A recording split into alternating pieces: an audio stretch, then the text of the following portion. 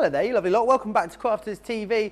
It is time to take it down a notch or two. We're going to have a lovely, leisurely few hours here over the next few hours on Crafters TV. It's all about a craft along. The craft along is your opportunity to craft together with one of our experts in real time on one of our most fabulous new releases. And she is back with me in the studio, the head mistress herself of Crafters TV. Jan is here. How are you, Jan? I'm good, ages. Thank you, Joe. I know it's sort of our paths haven't crossed in the last few weeks, have they? It's weird how all the different patterns work, but yeah, it's good to be back again today. And I love the craft along, you know that. Sort of appeals to my teacher side of me. So got the teacher hat on, and we've come up with I don't know whether it's been done or not before, but I've called it a tunnel card, so you can see sort of right through. And if I show you the dimension in there, how it's put together, there's quite a lot of dimension in there, but then it does fold down flat, you know, both ways, and we're going to make sure that when we put it together that it folds, so you can actually fit it, and it will fit in. So it measures 6 inches by 8 inches when it's flat. So yeah, that's where we're heading today. We're going to be using those gorgeous new 3D embossing folders. I chose the Luscious Lilies, and we're going to do the letterpress technique on there, and then I've also used it to embellish the sides. And then because of the nature of the card, it's not an opening card, I've put my sentiment on the back there. So if you wanted to write a message to the recipient, you can actually write on the back. So if we go through what we need, and then you can get all those things together, and then we'll give you a few minutes before we get started. So as far as the product's concerned, I chose the Luscious Lilies.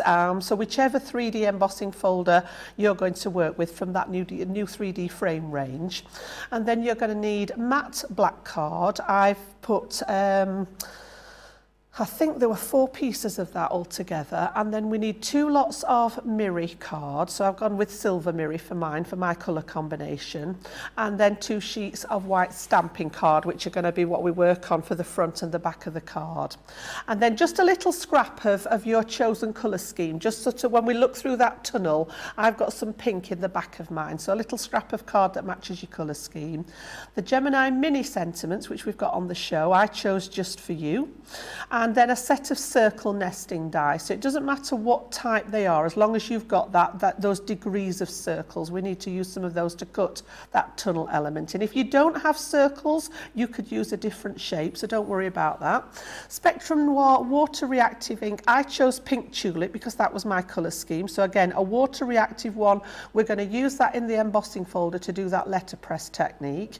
And then I've also put the quick dry pink tulip, which is what I stamped some detail on the back with. We can go through that. I used colour blend pencils this time to add some colour to those embellishments. So if you've got a set of those, if not, you can stamp appropriate and use your water markers or your alcohol markers, whichever. And then I chose a flower stamp that matched my folder. So I actually managed to find a stamp that had lilies on, but again, any flower stamp will work with that. And then the embellishments, just a piece of ribbon to choose your colour, to match your colour scheme, and some adhesive gems. And then of course for the actual sort of equipment side of it, this list becoming quite a standard list. I don't change it that much now. So we're going to need access to the Gemini to run the embossing folder through. It is a 5.5-inch square, so it would go through the junior if you've got the junior. Okay, A4 guillotine, scoreboard, scoring tool, bone folder come pretty much as a set, scissors and a pokey tool, pencil and a ruler, low-tack tape, the stamping platform of some description so that we can stamp out those images and the sentiments. And I use the Finesse stamping ink in Flagstone. And then a 3mm red line tape, your all-purpose and tacky glue, and your double-sided tape pen and dotty tape pen. Okay, so we'll give you a few minutes, I think, just to get all those together. Of course. And I'll hand you back to our Joe. Yes, lots of you chatting away with us already. If you want to get in touch, it's very easy to do so. Crafters TV over on Facebook, Crafters Companion if you are across on YouTube. Ashford says, good crafternoon, everyone. Good crafternoon to you too. Ashford, Mary says hi. This is Mary from Bloomington, Indiana. Hi, Mary from Bloomington, Indiana. Bettiana is in Florida. Carol saying hi as well. Lorna's excited for the show. Lorna's also saying hi. Joe, Jan, and all the crew. Ro is in Delaware. It says happy National Pancake Day. Happy Pancake Day to you too. Janice is also in West Virginia. Who else we got here? Mary says, what a stunning project. And Pam E says, hi Jan. Hi George from Central New York. George is coming up in an hour. Not just yet. George is up later. George will be here in 55 minutes time. So I'll be here for the first hour and then George will be with you for the remainder of the day. Now, if you don't yet own these incredible embossing folders, it's absolutely not too late because you can snap these up now. We've managed to repeat that launch offer for you. And then when these arrive, you'll be able to come back and watch this show back anytime you like. Let me take you through these. I love that there's such a variation of shapes and sizes and styles in these. So you've got the elegant frame trio. You've also got the exquisite blooms in here too.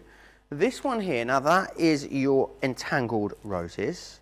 We then have this one here, which is your luscious lilies. This here is your elegant flourish. Then we've also got the swirling lace. You've also there got the classic lace, as you can see, the lovely lace, and you've then got the embellished lace.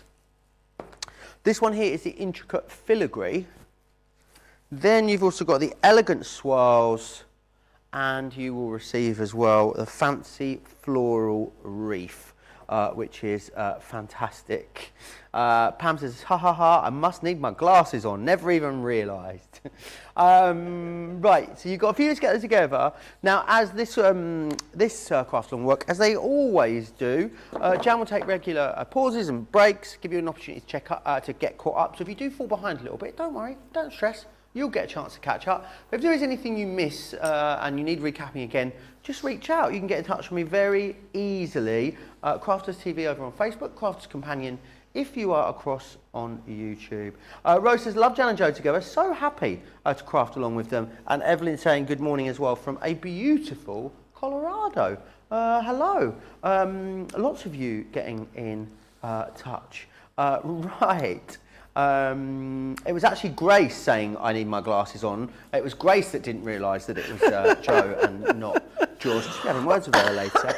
I really, really will. I think, judging by the comments, Jan, everyone seems to be pretty much poised and ready for action. If you are. Excellent. Yeah, I'm all good to go. I've got my sort of range of things here. So I've sorted out myself some matte black cardstock there. We're going to cut into that to make sort of the bulk of the actual card itself. I've got a couple of pieces of silver mirror card. I've got an offcut left over that should be enough for what I'm wanting.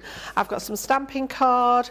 I chose that Luscious Lilies. And what I love about this collection is there's so many different sizes of folder in there, Joe. It's not just, normally when we release a set of embossing folders, they're often, you know, sort of all 5x7 or they may be all 6-inch square. But this one, you've got lots of different shapes in them. Fantastic. And I love the fact that this is a 5.5-inch square one. So it's just a little bit smaller than a normal, what I'd normally sort of think a 6x6 for a square one. And then I picked out my stitched edge circles, so my nesting dies. We're going to go through these and use some alternate ones to create that tunnel. I've got my little just for you sentiment at the ready. And then I went and had a look through my box and I'd been using these quite recently. These are the stamped frames, and it just happened to have one with the lilies on. So whereas I'm not going to use this in total, I'm going to stamp it out and fussy cut those lilies, and that's what I've used here to embellish my tunnel with on the card. So I'll show you how to do that in a little while. That's a bit later on. So I'm going to pop those to one side. I've also got a little scrap of pink on mine because I chose the pink colour scheme. As you go right down into the centre there, you can just see that there's some block colour in the back there. So whatever colour scheme we need, we're just going to use a scrap there. And then I've also got my floral set of colour blend pencils. These have got some nice pink shades in to suit the theme. And I've got my ink and my dauber at the ready just in case. Okay, so first thing we're going to do, as always, is get into the cutting. So I'm going to start off with the black card because that makes the bulk of the card. If you have a look here, you can see that it's on a black frame all the way round. The back part of the card is in the black, and then two of the dividers inside are black.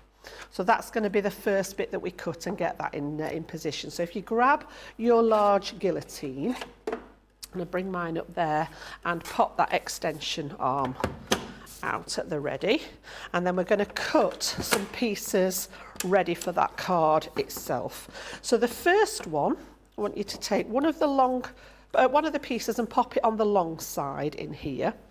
And we're just going to take a little tiny bit off the edge here because I want this to measure 11 inches in length. So again, I'm just going to pop this level with the 11-inch marker on my, my ruler there. Make sure it's all nice and straight, and just literally take that little bit off the edge there, which is now scrap. Okay, and then if we turn it round onto the short side, we want to cut it at 6 inches wide. So the height of my card is, well, the finished one here at the front is 6 by 6 inches. Okay. Are you all right over there? No. He's done a little bit of a tumble over there with the ink pads, I think, then.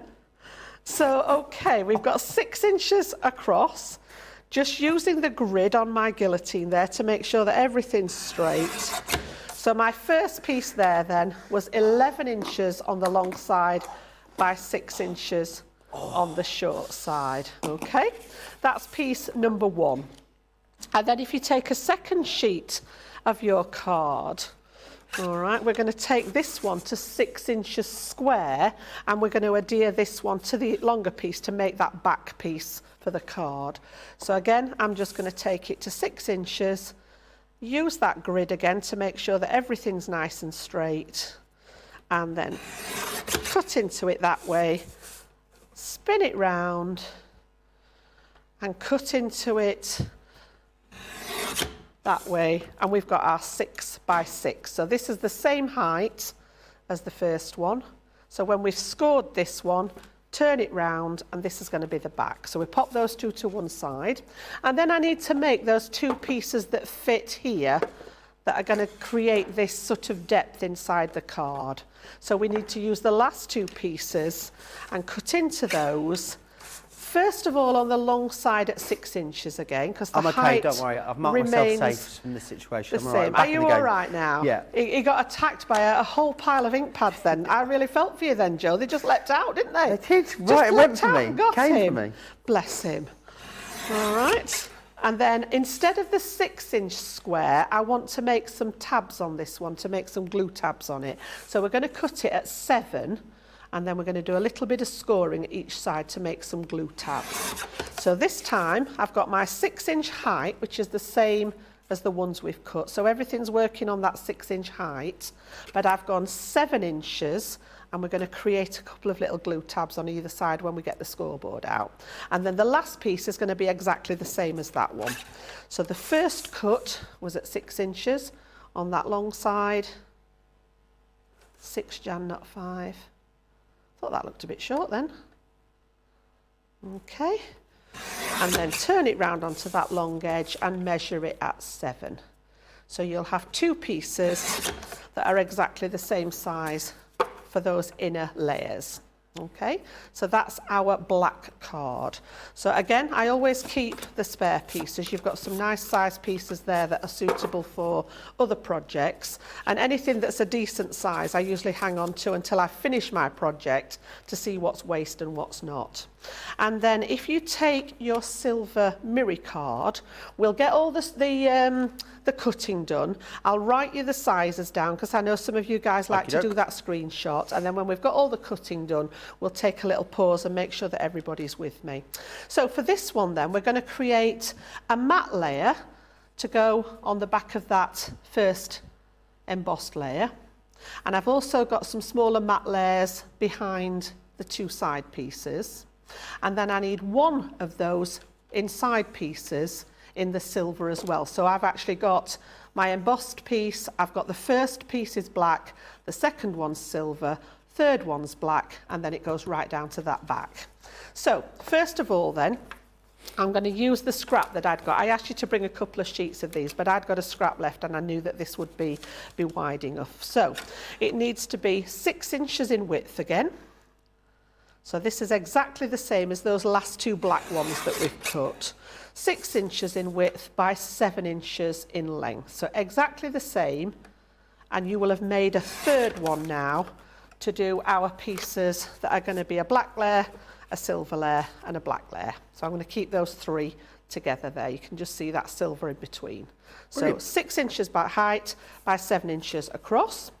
And then the remaining piece of silver mirror card, we're going to make all those matte layers. So we need 2 pieces then. Now then, let me have a think. The front one, just check my list here, wants to be at 5.5 inches square. So again, I'm going to take that 5.5 off my length. So again, just lining everything up, making sure that it's nice and straight, and then rotate to make the same at 5.5 on that side. So that's going to be our matte layer for the front. All right, so I'm going to put these in a separate pile. I've got all my first pieces that I cut together. That's going to be the card itself. And then I'm going to keep these next ones in a separate pile for the matte layer. So we've got one there. I also need one on the back, which I believe is the same size. Let me just double check that because I didn't write it down. I'm just going to double check, but I think, yeah, we're on exactly the same size. So this one then wants cutting to that 5.5. Okay, by 5.5 to make our matte layer for the back of the card as well, to pop that sentiment on. Okay, I'm going to keep that one together. And then these 2 pieces that we've just got left from those cuts should be big enough now to do the sides. All right, she says. Yep.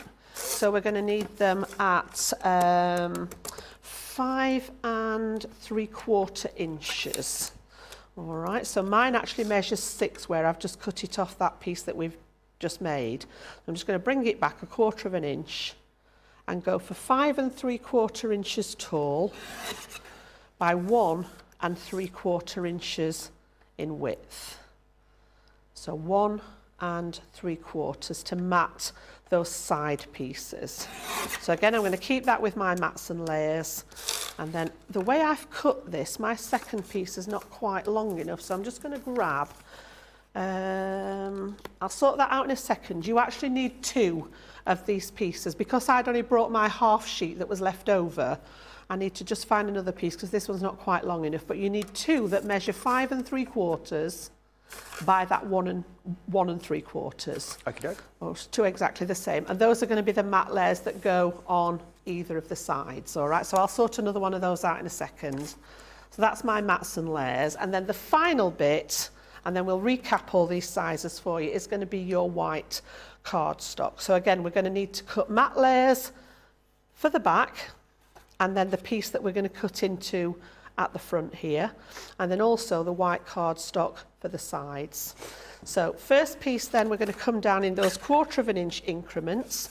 So the first piece is going to be 5 1/4, and I will recap all these for you in a second, and then spin it and do the same again at 5 1/4. And then I need exactly the same from the second half to do the back piece. So 5 1/4 in width by 5 1/4 in height. And these are going to map beautifully then onto those silver layers that we've just cut. So you can see you've got that little increment there just to create that lovely matte layer going forward. So those are going to go on my matte layer pieces. And then just the side pieces, again, we should have enough left. Let's see if these are the right size, because they only need to be, where are we? 5 1/2. So yeah, that's why I put the other piece in. Okay, so 5 1/2 inches by 1 1/2. So I'm going to take, if I do it that way, I can get them both out of the same length then. So on my long side, I'm going to go to 1 1/2 inches. All right, all the way down there. Just take a slice off that edge, and then I can actually turn that round and cut 2 lots of 5 1/4. Let me just double check that. 5 1/2, sorry, 5 1/2. So they want to be 5 1/2 in length there.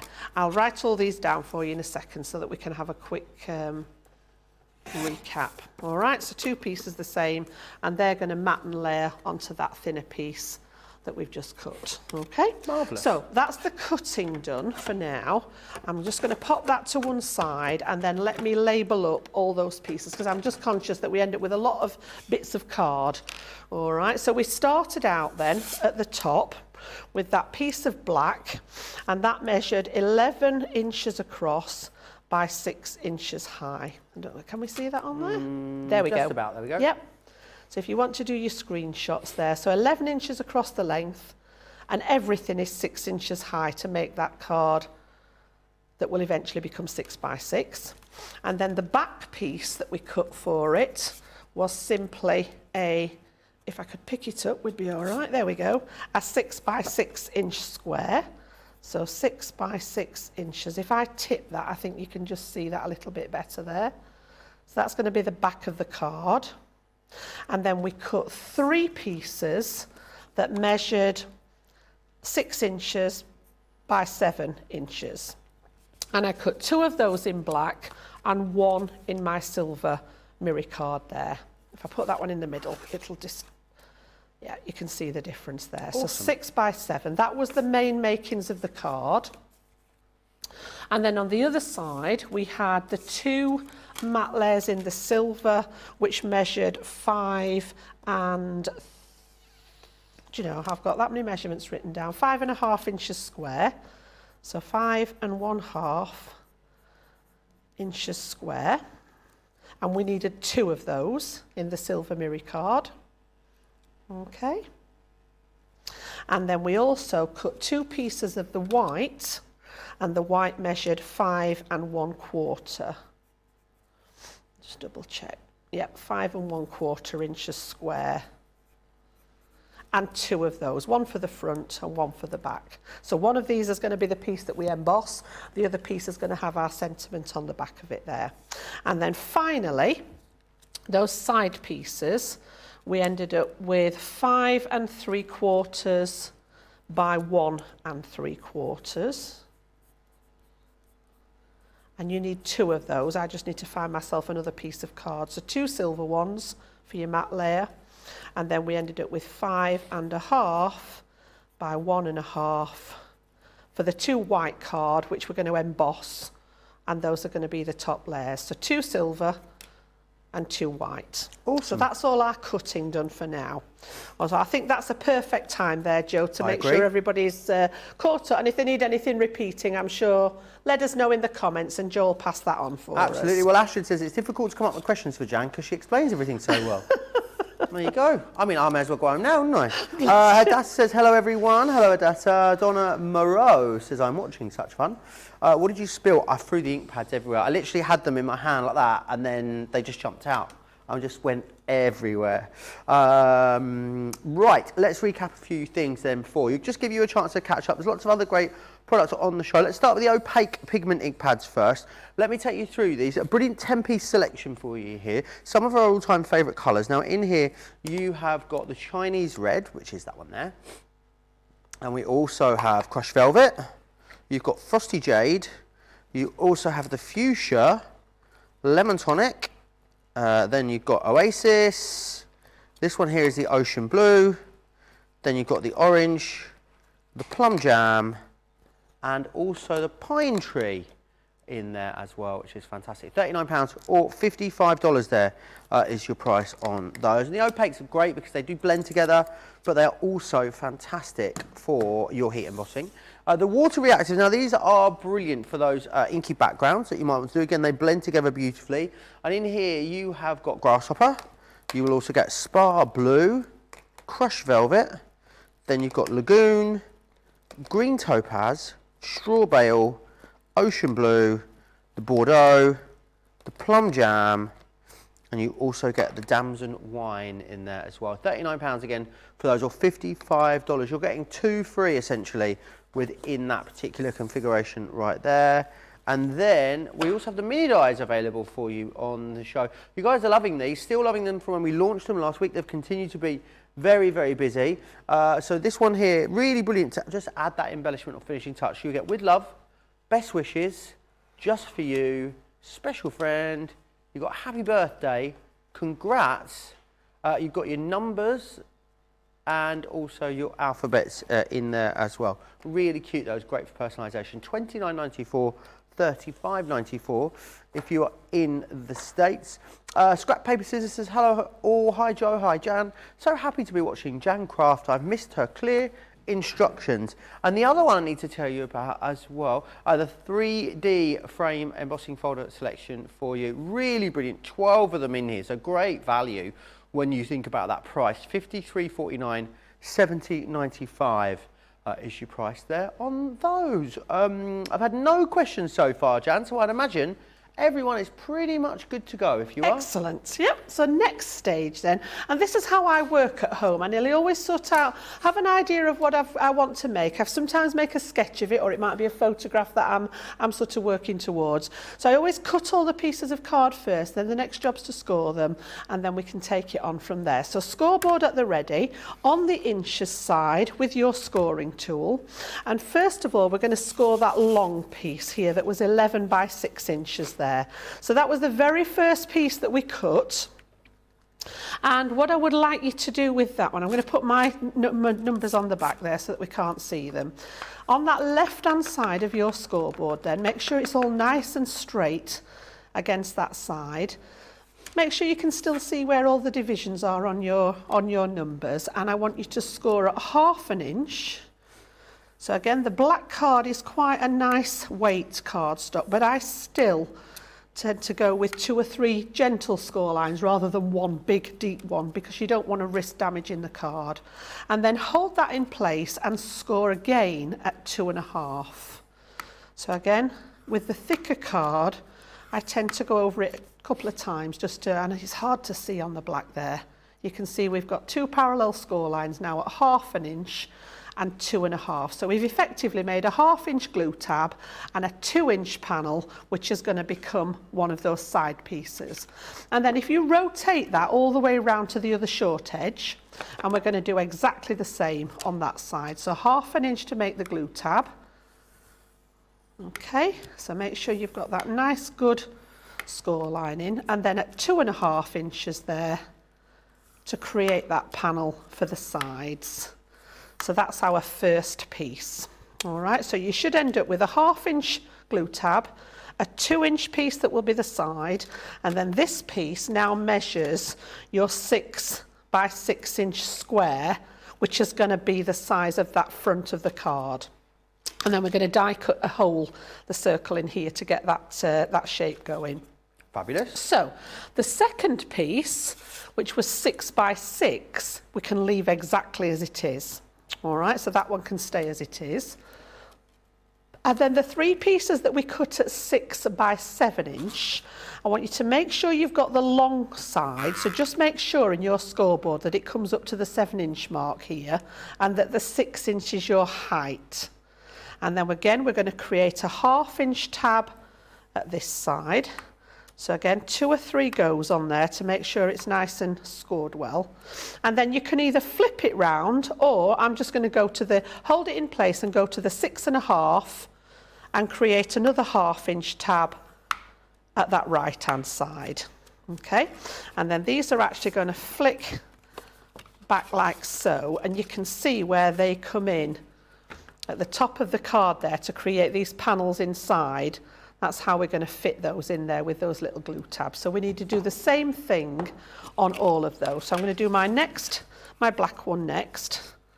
So again, a 1/2 inch at one side, and then either spin it round and do 1/2 inch again, or hold it tight and do it at 6.5 to create that last 1/2 inch on the right hand side.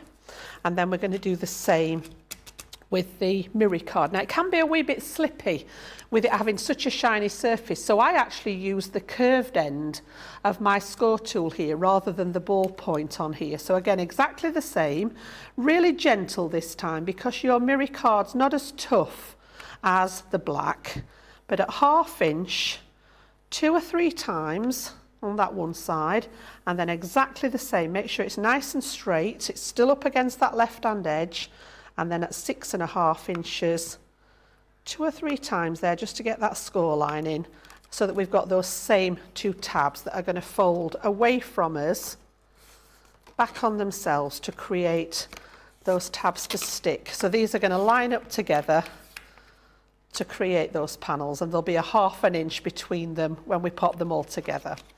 All right, so that's all the scoring done for now. So I'm going to pop my scoreboard to one side. Just check in with everybody. I think that was fairly straightforward, Joe, but just make sure that we're all good to go. And then we'll fold all those score lines. So the piece that we've just done, I'm just folding the 2 tabs back, and everywhere that I've scored, I like to use my bone tool, my bone folder there, just to burnish those score folds into place, so that you should end up with a piece that's got those 2 little right-angled 1/2 inch tabs on there that we're going to use to glue it to the main part of the card. And I've done that on both of the black pieces. Okay. Again, just give it a really good burnish so that that card knows that you want it to form that fold. And then again, with the mirror, but not quite as, I don't put quite as much pressure. And I tend to fold it and burnish it on the tab side, because I can see there that it's just left a little bit of impression from my bone folder. And obviously that's going to be glued down on the tab rather than on the piece that's going to be inside the card there. So we'll pop all those 3 to one side at the ready. We've got to cut some holes into these to create that lovely tunneling effect that's going to go right down through the card. But then just before we get onto that, we want that long piece. And again, folding away from you, so where the score line's on the top, you've got that 1/2 inch tab, and then we scored at 2.5 inches to make the side. And then we did exactly the same on this side. We had the 1/2 inch glue tab, all folding away to make a tent fold there, or a mountain fold. And you can see now how we're creating that shape there. Burnish those in place again, just to make sure they're nice and neat. Just pay attention and make sure that all these edges are lined up when you secure your fold, so that you get a nice square finish. And then the same on this side. And again, when that longer one comes across, just make sure that it's nice and straight top and bottom. And then you can see now, if I actually hold that one face down, these ones are going to fit inside when we've cut the holes in, staggered. And then your 6x6 piece is going to fit nicely on the back there to those tabs to create that box style effect card. So that's all the card base part secure now. All right, so I think we'll just take a quick break and make sure everybody's got all those pieces together, and then the next thing we're going to start is on the die cutting. All right, so I think everybody should be able to follow that. We've gone at a nice speed there, but we'll just flick to our Joe and just give everybody just a second or two to make sure you're... Absolutely, give everyone a nice little chance to catch up. We've got 3 hours today as well, so it's a very leisurely pace. It's very chillaxed, isn't it, in the studio this afternoon? I like the craft alongs, I yeah, must admit. It's always lovely fun. Rose says, what a great tip, thank you. Scrap Paper Scissors says, wish I didn't have to work. I'm going to miss all the wonderful CC shows. Thank goodness for the replays. Absolutely, you can watch back any time you like, which is awesome. I want to share with you a couple of other items that are on the show, which I think you're going to love. Real essentials here. It's the holy trinity, isn't it, of the cardstocks we bring to you. You've got the craft cardstock, the matte black cardstock, and also the white stamping card here as well. $21.99 or $30.99 is your price for those 3. And there's also a great 6-piece tape bundle as well, which is this one here. It's a 6-piece tape bundle for you. So what you've got there is, you have got the glue dots, you've got double-sided finger lift tape, you have also got your low tack tape, and then the 3mm, 6mm and 12mm red liner tape to $12.99 or $28.99 if you want to get your hands on those. Cheeky little 20% saving on there for you as well. Right, there are literally 0 questions, Jan, but we'll give everyone a little bit longer to get themselves caught up. So whilst you catch up, let's share with you all the details of Club Inspire.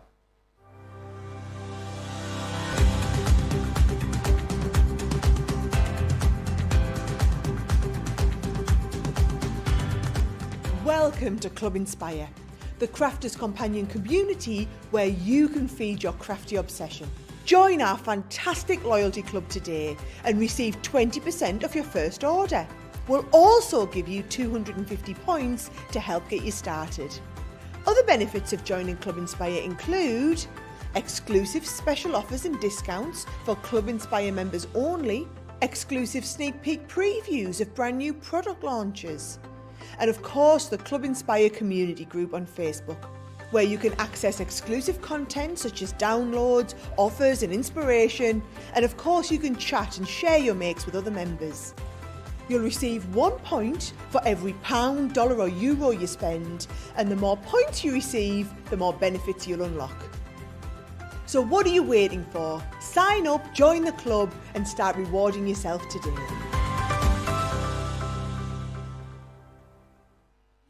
Quick Buy, all your crafting must-haves in a flash. Draw, decorate, and customize your world with the colorful Spectrum Noir acrylic paint markers. Each premium paint marker gives opaque coverage on ceramic, glass, wood, and let's not forget paper, cardstock, and canvas. These versatile markers are filled with highly pigmented premium water-based paint, offering beautiful, rich, and smooth coverage. The colors can be blended together and the fast-drying opaque paint is ideal for layering. A 3mm bullet tip offers smooth strokes and a precision valve mechanism allows rich and consistent flow with no clogging. Quick Buy, all your crafting must-haves in a flash.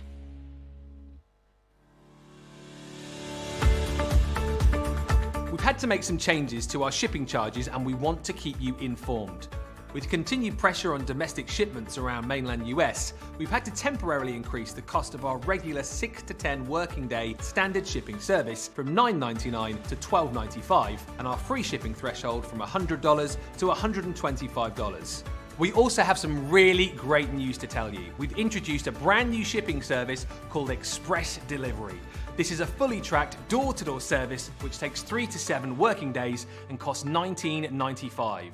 This option means you'll get your crafty goodies in your hands sooner, meaning less waiting and more crafting. We're also upgrading delivery services for our Gold and Platinum Club Inspire members who will now receive priority delivery on all of their orders. And if that wasn't enough, we've upgraded these orders to our new Express 3 to 7 day service. Your patience and understanding throughout this very busy time has been amazing. So we'd just like to say a huge thank you and we look forward to chatting to you again very soon.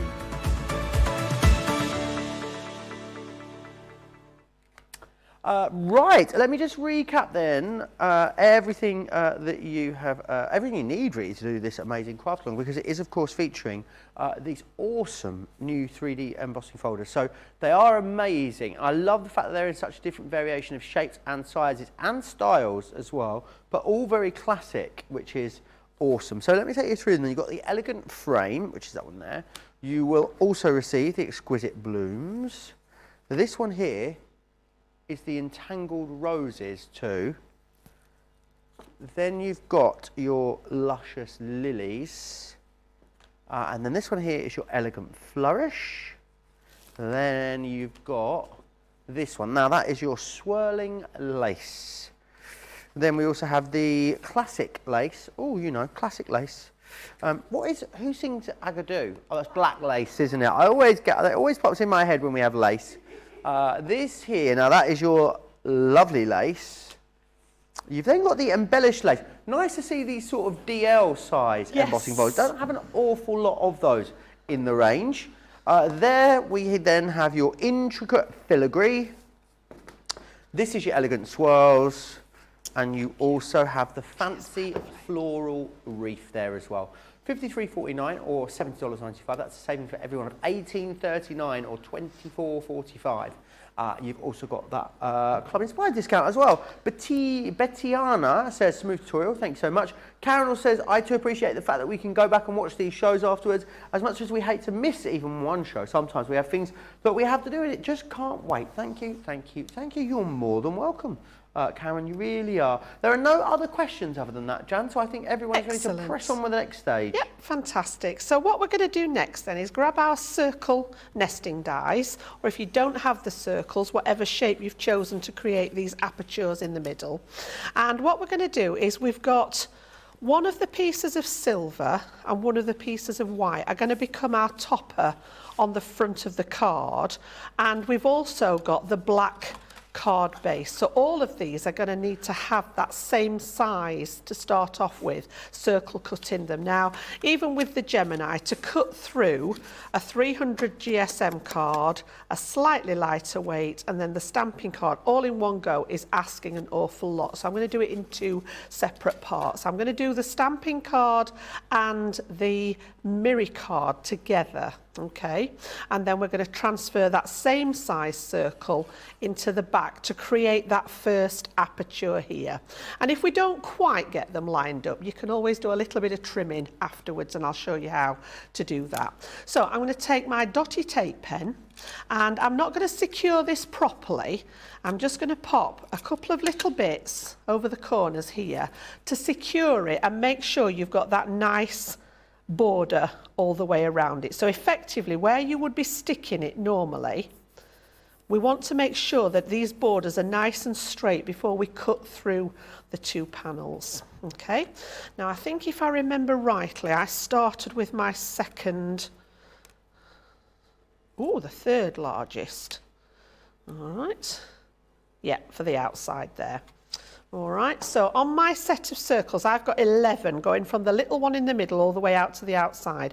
I've come in 3, so it's the third one. And the reason I did that was when I had a look at my embossing folder, I wanted to make sure that there was still some of that lovely design left. So I just used them on here and thought, right, I can live without this little bit in the middle. But to go too big with the circle, A, is going to affect the strength of the whole project, and B, it's going to cut away too much of that gorgeous embossing folder that we're going to use on top of it. So let's pop that one in the middle, and you are going to need to tape this down because we don't want it to move.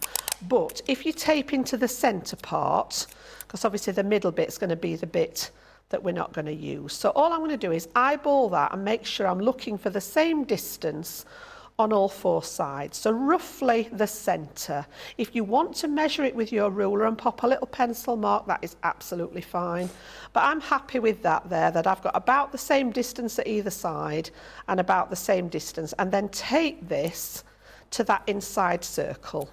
And then when we die cut it, this bit we're not going to need there. Okay, so that's job number 1. So I'm going to take, I've got my Gemini out, but I've got the junior plates, and I'm literally going to pop this on here and pass that through my die cutting machine. So just make sure it's still nice and straight, there's nothing slipped with those little glue dots on the border, and then pop your shims and top plate on, and let's get that first one cut into that cardstock. Now this should go through both layers, but if it doesn't, the top layer will make an impression in the Miri card layer so that we know where to reposition the die.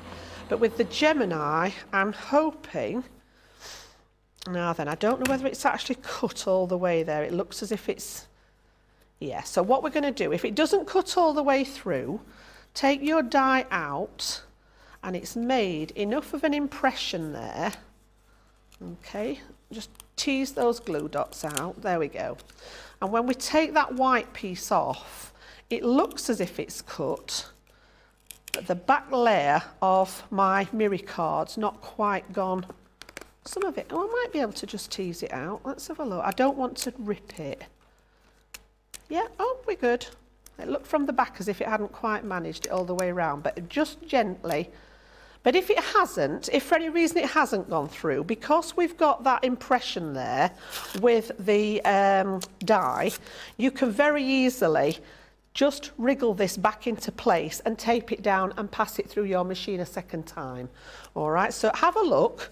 Mine literally from the top, I'm just breaking the connection with that Miri card layer on top, and it's actually done what I need it to do there. Look, yeah, but if not, line it up and pass the die through. All right, so I've got my 2 layers now that when we pop back together now, and it's working out which way you've cut it then.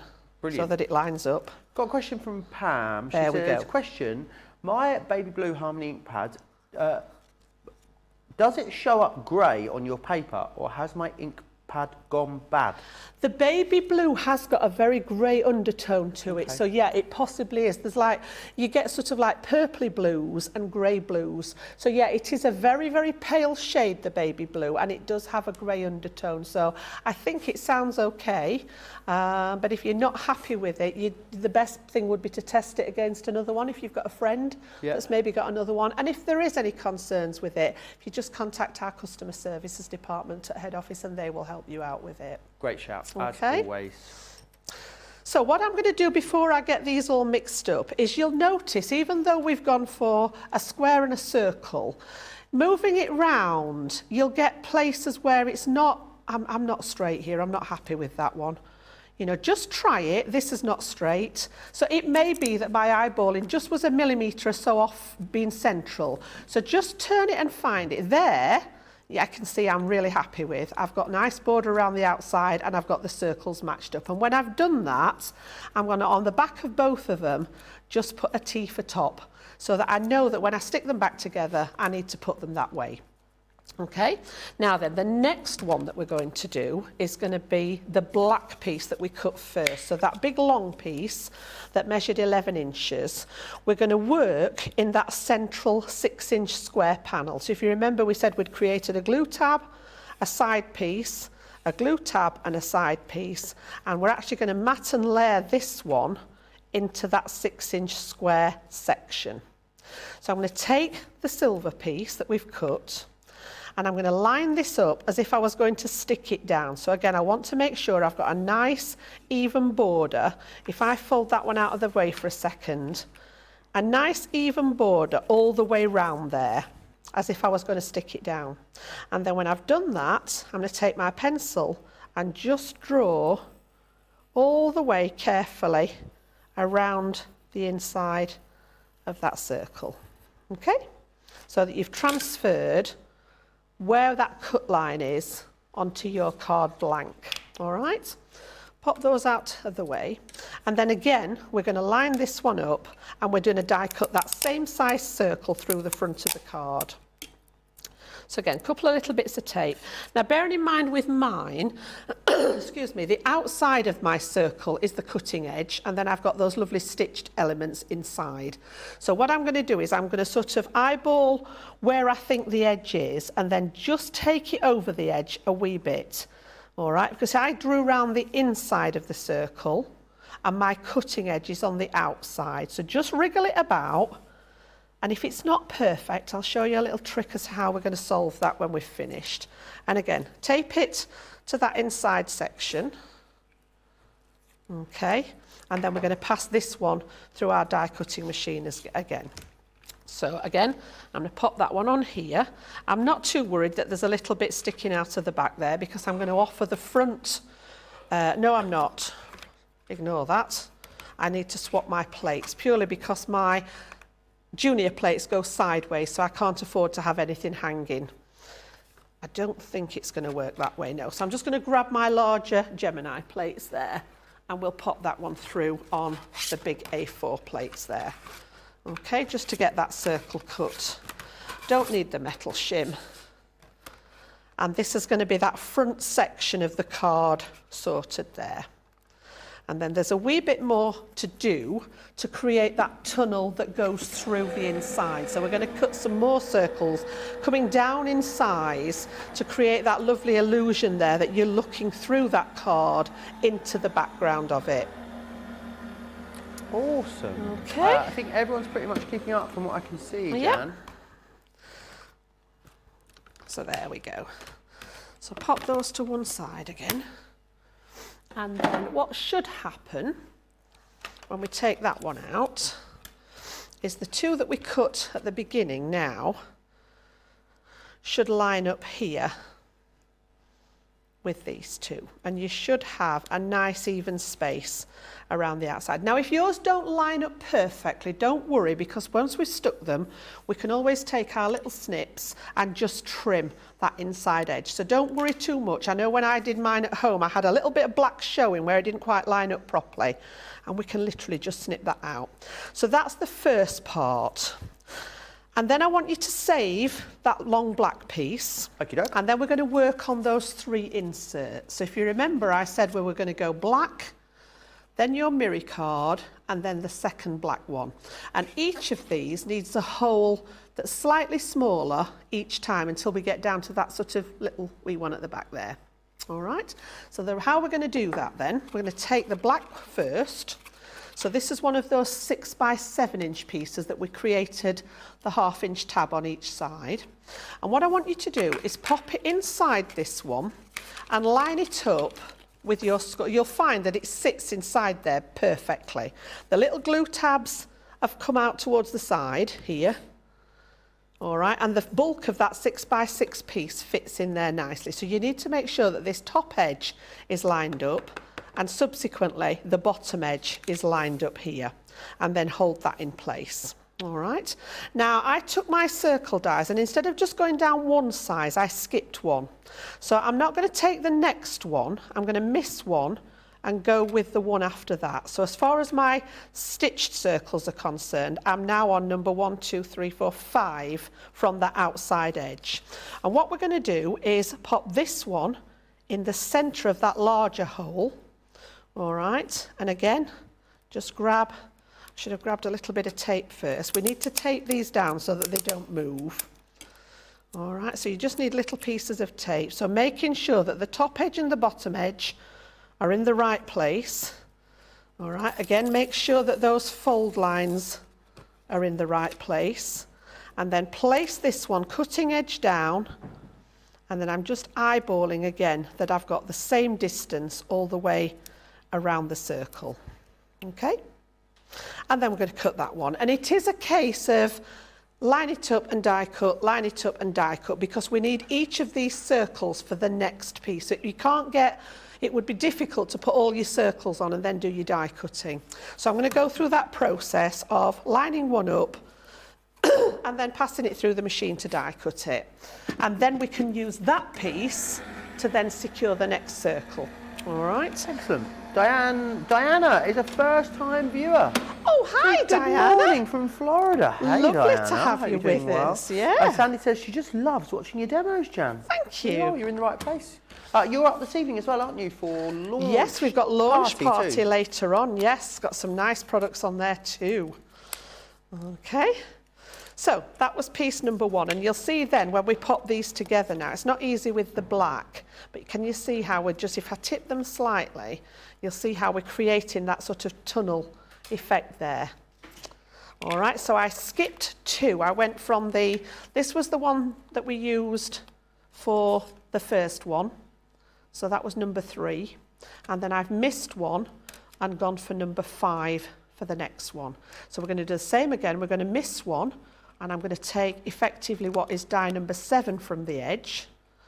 Okay, so we've got 1, 2, 3, 4, 5, 6, 7. Yeah, so number 7. So it leaves, you can do them as the next one, but you'll get a much narrower. So where here you can see elements of that tunnel, if you've used the next size circle, this is going to be narrower. So you'll get just a half of a width here. That's why I jumped to that next size. So again, we're going to take the one that we've got. The middle one wants to be your mirror card. Okay, and again, pop the black one on top. Make sure it all lines up nicely. One should sit right inside the other with the score lines together and those top and bottom edges together. And then again, we just need those little pieces of tape, and we're going to do that same exercise again. So we're going to pop that next circle. We're going to eyeball that edge all the way around there and make sure that it's roughly the same. Tape it down, and then the next one we're going to cut. So again, onto your plates, pop your shims in, and then we've got one more to cut after we've done that one. So I'm going to pass that through the Gemini, and then we're going to do the same again with that last piece of black that we had left that we created the tabs on. Okay. Still no questions, Jan. I mean, everyone is clearly very much keeping up and following along, I think. Do you know, that's superb. It's great. It's because they're so talented, our crafters, Joe, you see. They all know what they're doing. So again, pop all the circles. The circles are actually either waste or scraps, however you want. You know, if you want to save them for scrap stuff, we don't actually need the rest of the circles, but make sure you've took your dies off them. It won't be the first time I've thrown the inner bit away and realised the die was still stuck to it. So again, now we're going to come back again. So we've done number 1, 2, 3, 5 and 7. I'm going to miss the next one and take number 9, all right? And we're going to do exactly the same again. So line the black piece up inside your mirror card. Make sure the top and bottom edge are secure, and then we're going to do exactly that same process again. So just lining that little circle so that we've got that same space all the way around, and then the final one, we're just going to pass through the Gemini and cut that last circle for that little tunnel. So again, pop all the shims on, pass it through the Gemini. Just do a double check that you've still got all your dies and that you've not left any attached. Okay. And then that last one, if I show you these together, okay, you can see now that when I put these back together, we've got the little black. Well, if I put the black one right at the back, and then we're going to use that scrap wherever I put it in a safe place. There we go, look, it's going to go in the back. Then we've got our smallest hole, our silver piece, the next size hole, and the front. And you can see how that's created that lovely sort of tunnel effect directing you through the card. So I think that's a really good place to stop. All right, we make sure everybody's at the same place, and then we'll continue that after the little pause. Amazing. Everyone seems to be keeping up, but if there are any questions or comments you've got, you can get them into me very, very easily. Lots of you chatting away. Gilbert says, hello, Jan, Joe, Team Social, Crafty Peeps. Loretta saying good morning from Arizona. Loretta says, Jan is here. Good morning, Jan. Loretta says as well, Team Social. George is here. Come on, George, in you come. No, we never do anything together. No, it's the first time we've ever been together, I think. I know. We're not the same person. No, he's taller than me. And I've not got a but beard. I've got a much better beard. Yeah, I can't grow facial hair. Yes, you up for the rest of the day now? Up for the rest of the day now with I want to have a craft along and then lunch party with the wonderful Jan later on tonight. Yeah, we have. Right, well, I'm going to leave you to it then. All right. I'll see you back here tomorrow morning at 10 a.m. That's when I'll be back. Very Yeah. good. We'll learn it soon. 5 a.m. East Coast. Yes, something 2 like a.m. that. Pacific. Middle of the night. Something like that. All right, have fun. All right, Bye. see you in a bit. Right, we'll join you. We'll see you back here very shortly with that wonderful break. See you in a minute.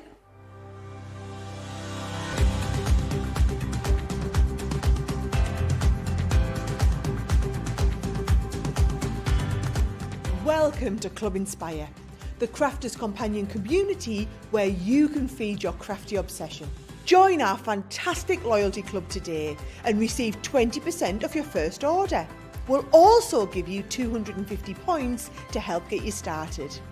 Other benefits of joining Club Inspire include exclusive special offers and discounts for Club Inspire members only, exclusive sneak peek previews of brand new product launches, and of course the Club Inspire community group on Facebook, where you can access exclusive content such as downloads, offers and inspiration, and of course you can chat and share your makes with other members.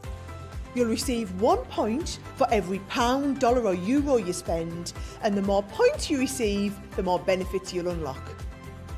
So what are you waiting for? Sign up, join the club and start rewarding yourself today.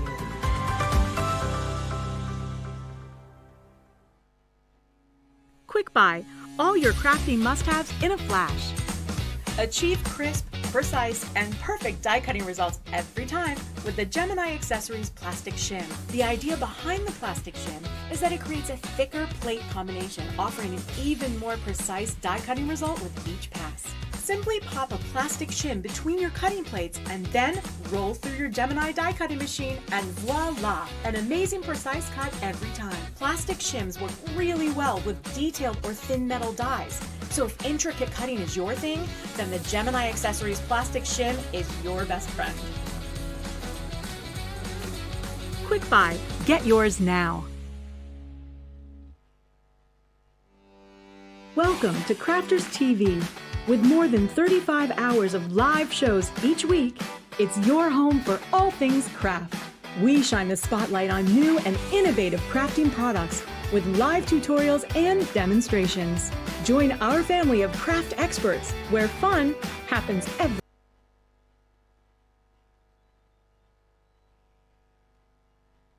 Quiet. The neighbours.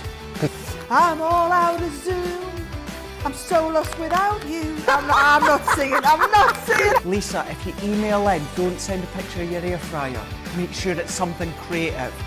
Get creative and craft along. With our amazing deals, your next craft project is just a click away.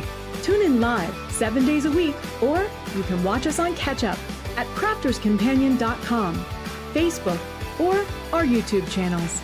You can chat to us, craft along, and meet new friends by joining our online crafting community. You entertain us, you give us a community to talk, in the chat. That wouldn't happen without you guys. It's like Crafters Companion is magical. There's magic here. Joy, there's not a dry eye in the studio here. Debbie's welling up, I'm welling up. There's a show for every type of crafter, from first-time dabblers to full-time makers. Crafters TV. Create every day.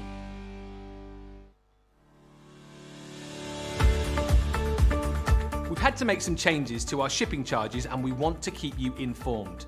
With continued pressure on domestic shipments around mainland US, we've had to temporarily increase the cost of our regular 6 to 10 working day standard shipping service from $9.99 to $12.95 and our free shipping threshold from $100 to $125. We also have some really great news to tell you. We've introduced a brand new shipping service called Express Delivery. This is a fully tracked door-to-door service which takes 3 to 7 working days and costs $19.95. This option means you'll get your crafty goodies in your hands sooner, meaning less waiting and more crafting. We're also upgrading delivery services for our Gold and Platinum Club Inspire members who will now receive priority delivery on all of their orders. And if that wasn't enough, we've upgraded these orders to our new Express 3 to 7 day service. Your patience and understanding throughout this very busy time has been amazing. So we'd just like to say a huge thank you and we look forward to chatting to you again very soon. Yes, hello. How are you? Welcome back to your Craft Along here on Crafters TV. My name's George Akid. Happy Tuesday, happy 1st of March, happy St David's Day, and it's Pancake Day. Of all the days, everything's happening, and the first day of spring. Thank you to the wonderful Joe for the last hour. Loads of you going, wow, I didn't realise you were 2 different people. Rhonda's gone, wowzers trousers, George is way taller than I thought he was. I know, I am quite tall. Everyone does say that. But hey, what a time to join, hey? Here on Crafters TV. This brilliant craft along with the wonderful Jan. Hello, my dear, how are you? I'm good, thank you, George. It's nice to be back together again, isn't it? I've seen you in Yeah, ages. that quick check. This is the first time I've done a show where I've had the benefit of 2 presenters, so I feel very lucky today. Absolutely, yeah, and it's to the work first with time. both of you. I know, and it's the first time ever me and Joe have been on the camera at the same time. Yeah. Crazy. Right, so we are looking at these wonderful 3D frame embossing folders. I remember launching these a few weeks ago and you guys fell in love with them. Remember the different sizes within these embossing folders. You've got the slim lines, you've got the 5x5, you've got so many different options with these wonderful cards. We'll start off first of all with the elegant trio frame. Again, remember that embossing folder, that 3D embossing folder, those different layers of embossing, perfect for your DL cards. Loads of great uses for these. You've got your exquisite blooms here in that A5 size. You've also as well got the entangled roses in that A6 size. And then within this collection as well, you've got the luscious lilies, again in that 5.5 by 5.5 size. Great designs. And then you get a lot of, the same sizes, but I mean, there's so many opportunities. The elegant flourish. Swirling lace. Classic lace, perfect for invitations. That I love that circle in the middle. Lovely lace. Embellished lace. You've also got intricate filigree, elegant swirls, and to wrap off this collection, you've got the fancy floral wreath. 12 brilliant designs and a brilliant price, $53.49, $70.95. Remember as well, you've got your Club Inspired discount on top of that as well at £42.79, $56.76. Loads of you loving this craft along already. I've been watching in the wings, everyone getting really excited. Remember, if you've got any comments or questions, get involved. It's never been easier. Just comment below. Wonderful Grace is on the socials. Just say hello. Or if you've got any questions for our lovely Jan in this incredible craft along, then we can ask them for you today. So, Jan, where do we leave it at the break and where are we now? Right, so it was actually quite a good time to go to break there because we'd done all the sort of preparation for the construction side of it. So we should have, I'll just recap those pieces. We should have that long piece with our circle cut in it, together with our silver matte layer and our white stamping card top layer. Lovely. And then we've also cut the 3 different size circles into those ones that we created the tabs on. So these were the 6 by 7 inch pieces. And you can see how those have graded down through the different, and this is why it's great to use the nesting circles. So when we pop those behind there, you can see now that we've got that lovely sort of tunnel effect going on. So what we're going to do now is we're going to work on that front piece that we cut the hole into. So leave all those pieces to one side for the card and take that piece of stamping card that we cut that first circle into, and then you're going to need your embossing folder. All right, so just double check that it's the right way round. You want to make sure that you've got the raised area is going to be behind the card, and then the recessed area on top of the card. But just before we do that, we're going to add some ink into our folder to create that lovely letterpress technique. So what it does is it pushes the ink into the background and your embossing is still going to show that white stamping card, and then we're going to do the same for those side panels. I love this technique. It's such a simple one to do, but a really effective finish on it. Absolutely. So you want that side that's got the recessed flowers in, and on mine, it's the opposite side to where you've got the Gemini logo.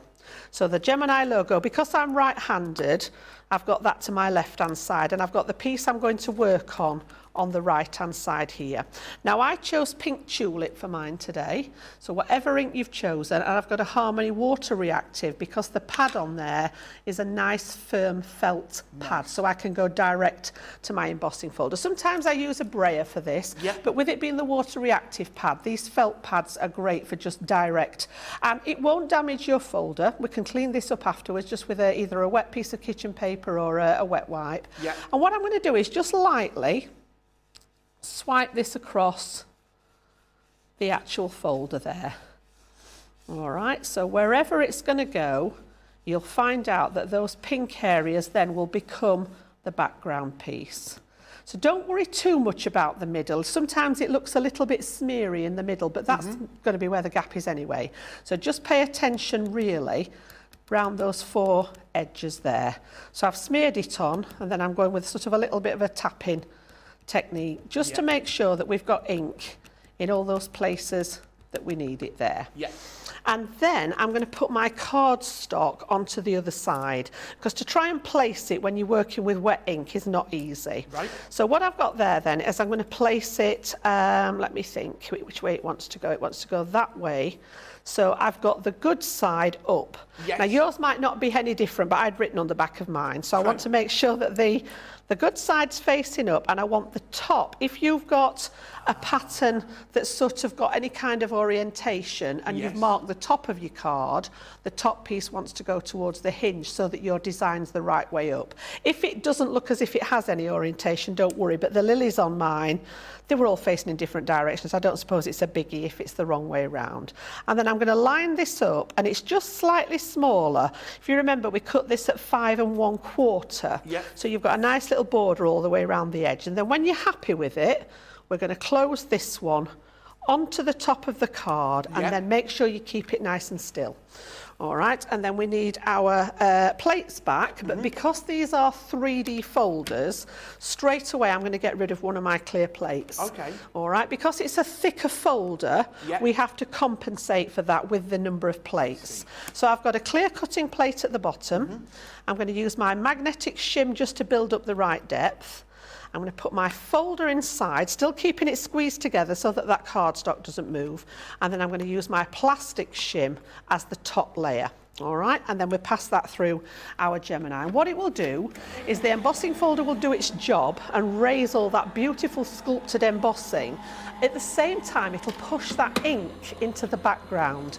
So you're going to get a nice pink background with that lovely white embossing showing through. So when I lift this out, it's the most amazing technique, and yet so simple to do. So you can see there, and I can't think of any other way of doing that, because to colour all those sections in, personally I would struggle with not getting that on the flowers. Yeah. So it works with any of the inks. You can do this with the water reactive or the pigment inks. I wouldn't go with the quick dry inks because obviously there's a clue there in the title. Yeah. But it works just as well with the pigment inks. You'll get a much paler, delicate colour with the pigment inks, which is why I went for the Harmony Water Reactive.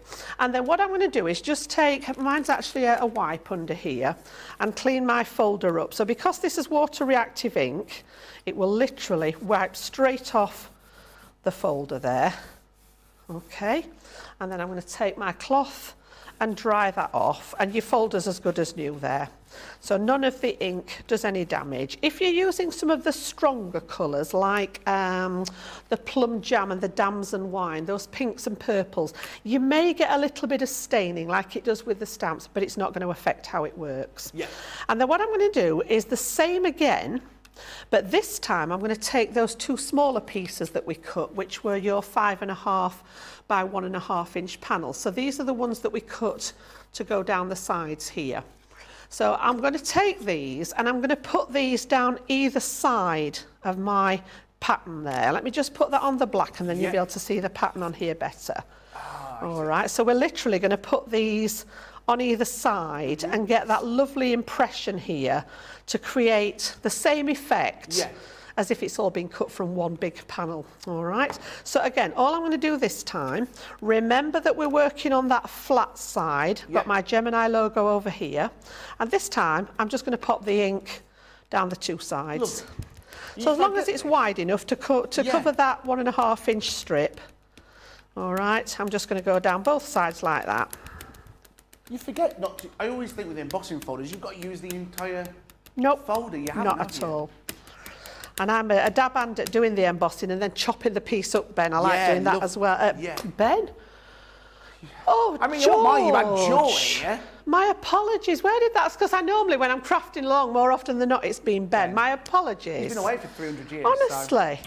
Can't get the staff these days, can you? Well. So again, I'm going to go on, I'm going to spin it round so that my colour's at the top. And then I'm going to pop my white pieces onto that other side so that I can play around with them.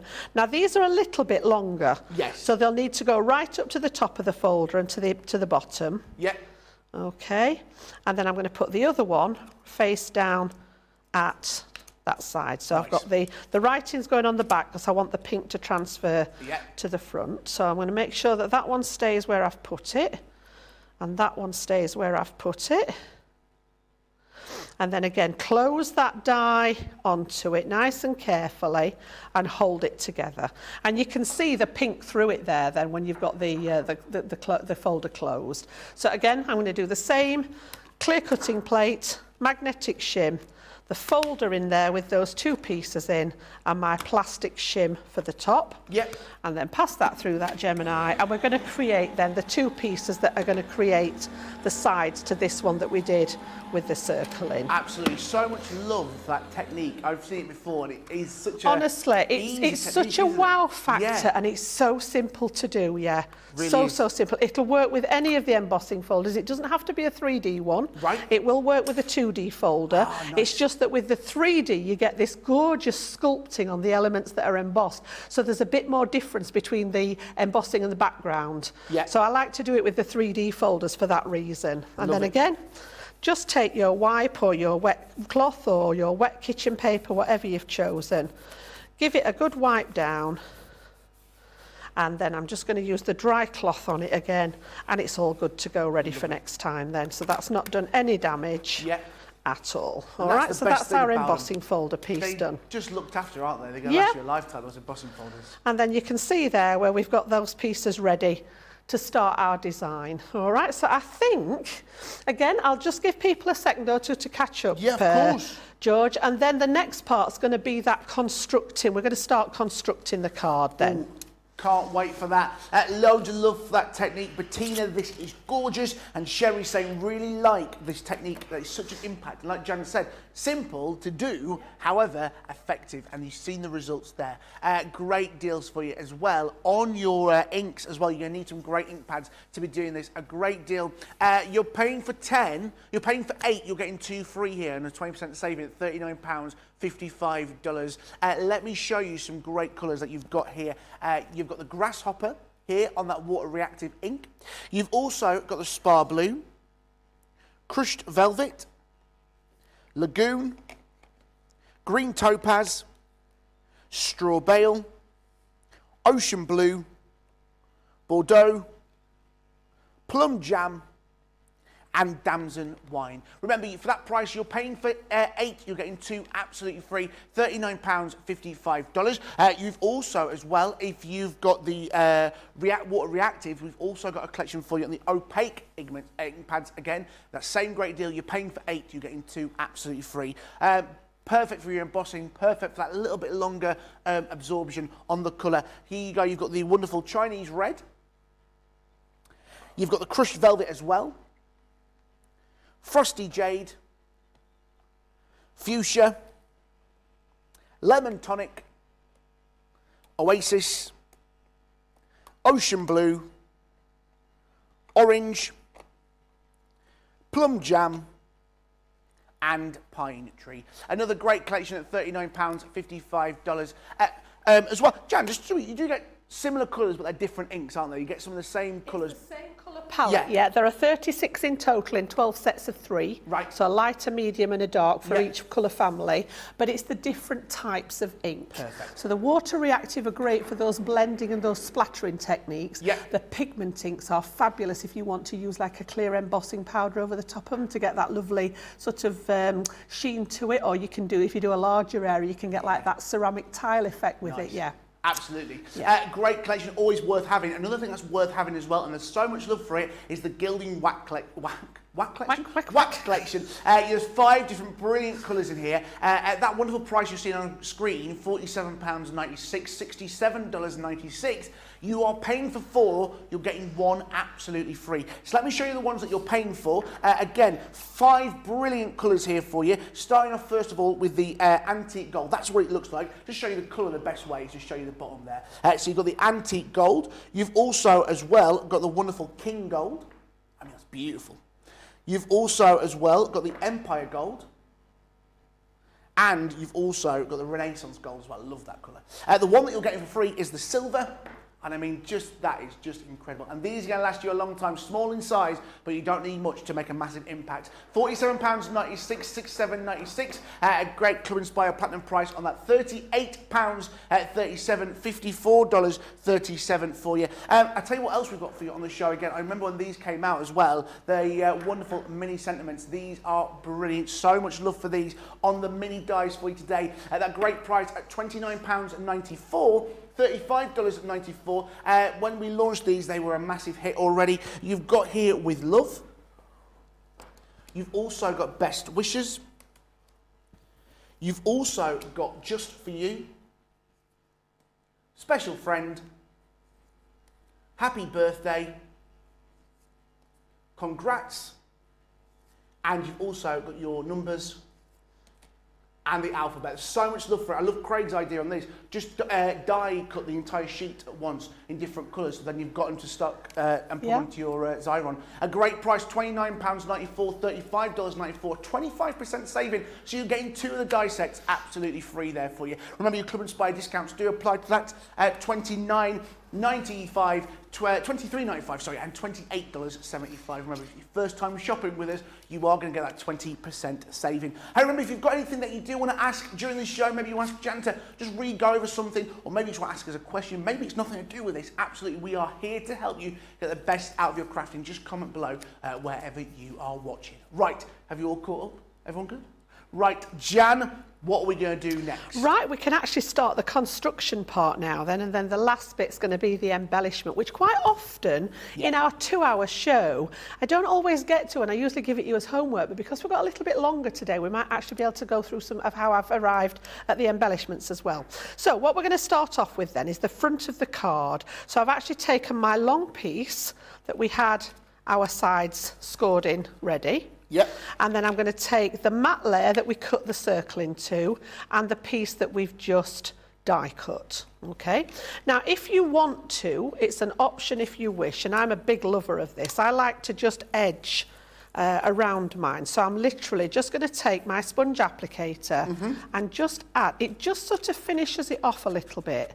Just around, it's a bit of a personal thing. Some people like to do it. It's not necessary. It's just another one of those things that I particularly like, and I've got to the point now where I can't not do it. Yep. So it just finishes it off for me. And again, I'm going to do the same round that internal circle as well. All right. So it's not necessary. If you don't have the, you know, the sponge daubers or anything like that, don't worry, you don't have to do that.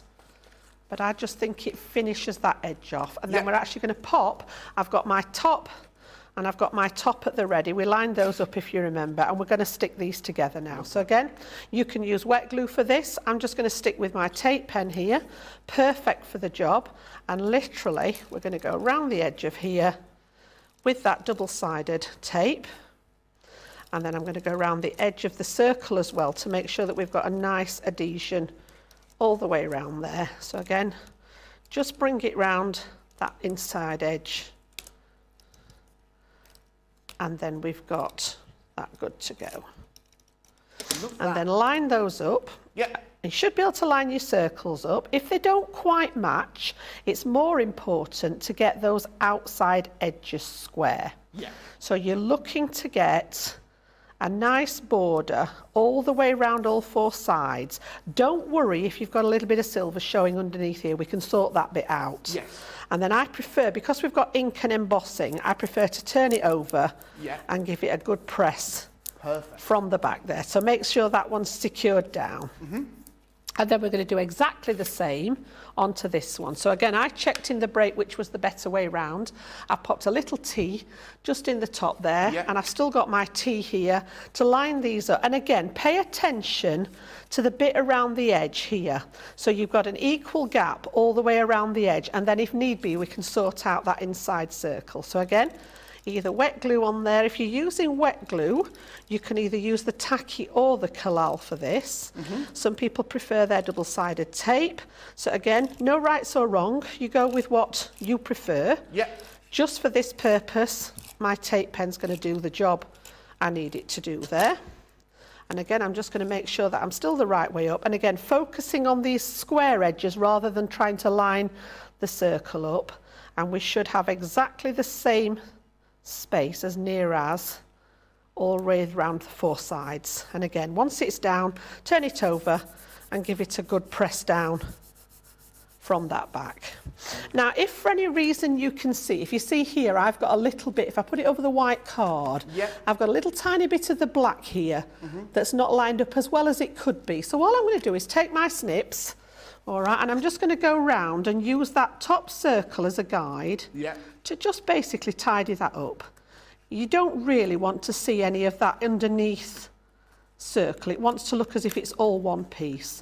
So those little snips are nice and small to get in there, and just take that edge away so that we've got a nice neat finish on that inside edge. Love it. Okay, so that's the top piece.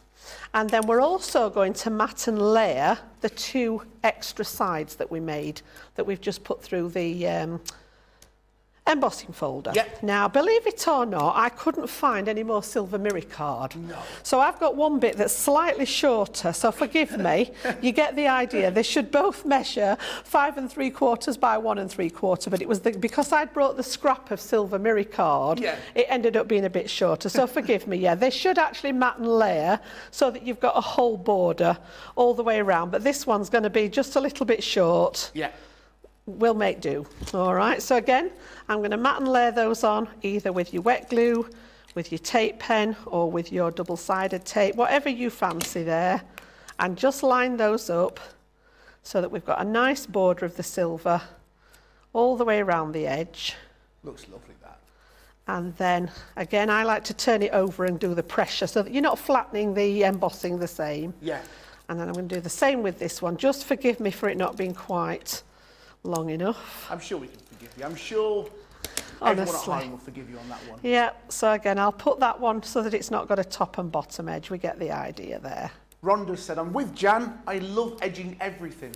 Yeah. It's so effective, isn't it, as a technique? Actually, I've not done it. I could have done it on these panels as well. I've not done it on those ones. But yeah, you can go around the edge panels as well.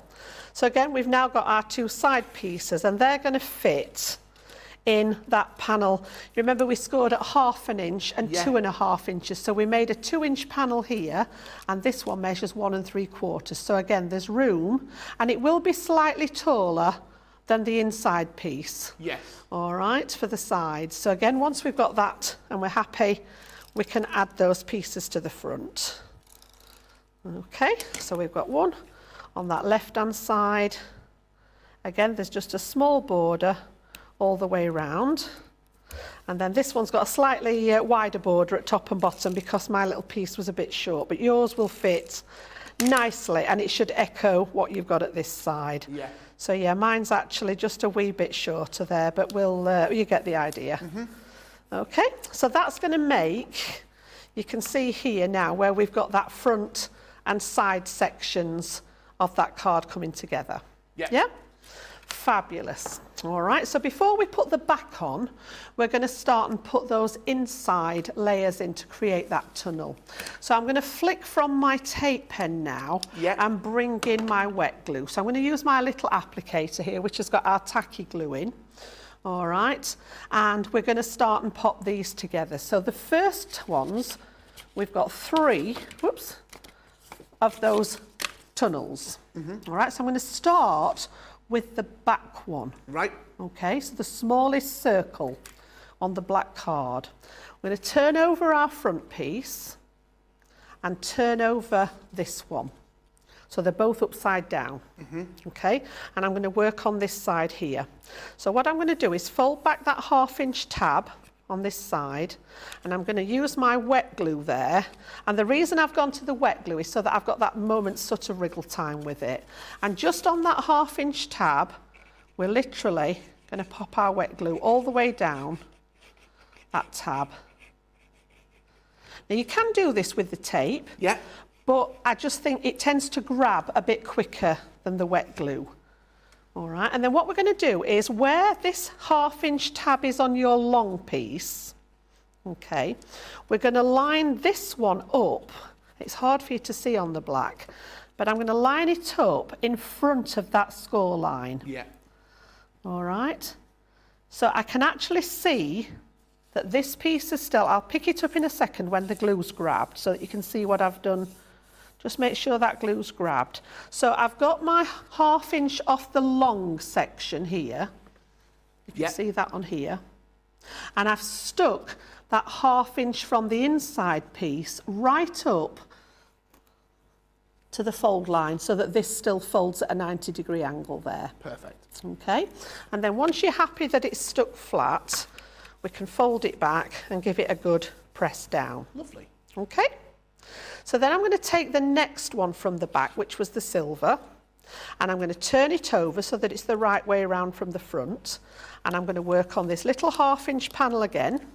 Okay. And again, pop your glue onto that panel. So all the way down there. And then this one's going to line up where the first one's just finished.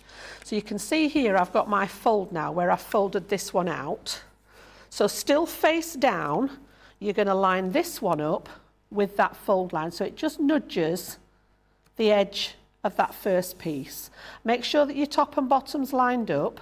This one will still fold nice and freely. Yeah? And then make sure that that one's stuck.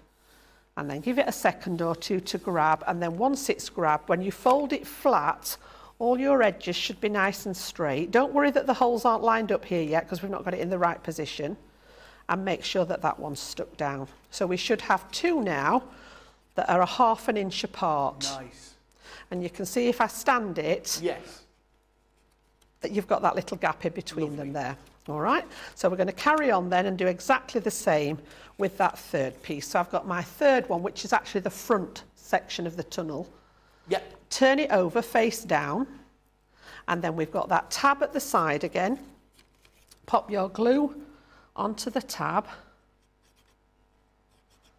Okay, so make sure you've got plenty of glue on there, because this is going to get a little bit of movement if you're going to squash it to go into a box or an envelope. So you want to make sure that these panels are nice and secure.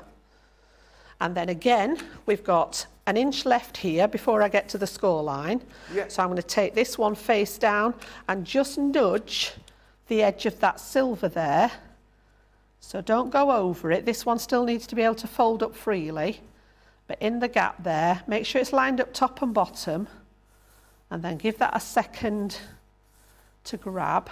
And then when we fold it flat, you should still have a ½ inch before you get to that score line here. Yeah. Okay, so again, once it's nice and flat, give it a good press. Make sure that everything's stuck down. This card would be perfect if your friend's a James Bond fan. Oh, wouldn't it? Yes. Yeah. Kind of look, isn't it? Yeah. Absolutely. So then all I've done then is where these flat ones are, whereas the circles look out of line there, when we actually bring the front over and bring it straight, you'll see that these actually come into a better shape there. All right, so what we need to do now then is we need to stick the other side. Now the other side's dead easy, and this is what ensures that it folds flat. So because we've got, you should be able to see, if I pick this up, all three of those ½ inch tabs. So I've got the front black one, the centre mirror card one, and the back black one. All right, they all need some glue on. So I'm going to do all three at once this time. So make sure that you're just working on that ½ inch tab. And I'm using the wet glue again, all the way down there, and then on that third one as well. And we can stick all these together, and this is what makes sure that your card will fold flat doing it this way. All right, and then all I'm going to do is bring this one and make sure it folds at that score line, not where this one's stuck down. So where we did the initial score line, fold it over flat. Don't worry that all your circles are not in the right place, but press down and they will be underneath this 2-inch panel that we put here. So just make sure that all the tops are lined up straight and the bottom's straight, and then give that a good press down and just wait for that glue to seal. You don't want to be sort of moving it backwards and forwards until you know that that glue has grabbed nicely. So just give it a second or two to make sure that it's stuck. Okay, and then once you're happy with it, we can literally push it to stand up, and all the circles will come into the right place. And you can see there that we've got that system where you've got 3 pieces in the top, each have got a ½ inch gap in between, and you've got that ready to go. Love it. Okay, so then when we flip it over now, we've got that last 6-inch square is going to fit straight on the back. But before I pop that down, I'm just going to stick on my little square of colour so that when we look through that tunnel, we're not seeing the black in the back, we're seeing that pink. So again, I can use my tape pen for the piece of scrap. So whatever colourway, or you might want a contrasting colour, you know, it doesn't matter. You might want to put a stamped image in the back there. There's lots of different ways of doing that. And then I'm just going to go roughly in the centre of that black square that we had. In fact, I'm going to pop it on the side that I wrote on and cover that writing up. So that we don't see that. So just roughly all the way round. This is actually larger than it needs to be. So if it's not perfectly straight, don't worry. And then now on the back, I'm going to flick back to that wet glue again, and you should have a ½ inch tab from the original long 11-inch piece. So you've got your side panels and then that little ½ inch. We're going to put glue on both of those on the ½ inch panels again for the glue tabs.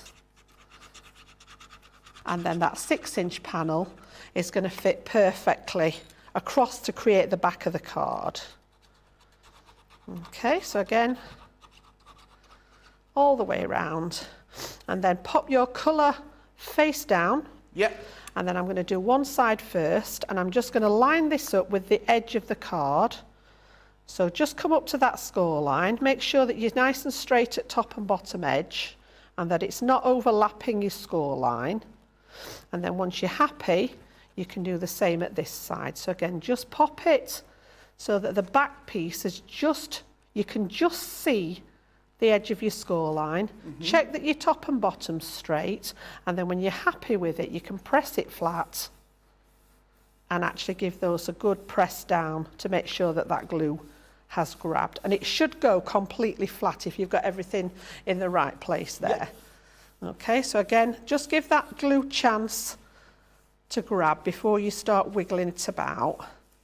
But then once it's actually grabbed, you can fold it back, and it should go all but flat. It doesn't go quite flat the other way. It sits better one way than the other. Yeah. But once we stand that up now, you can see we've got that lovely tunnel effect with the pink showing in the back there. And then you've got that system whereby those pieces are fastened in. So that's the bulk of the card itself. Love that. And now we can decorate. So that's a good place to stop again, Joe. Oh, goodness me. What, my lovely? First you Ben, now you Joe. My head's not screwed on today. At least you don't call me Becky. That's the other. I've not gone that far, I have know. I? No.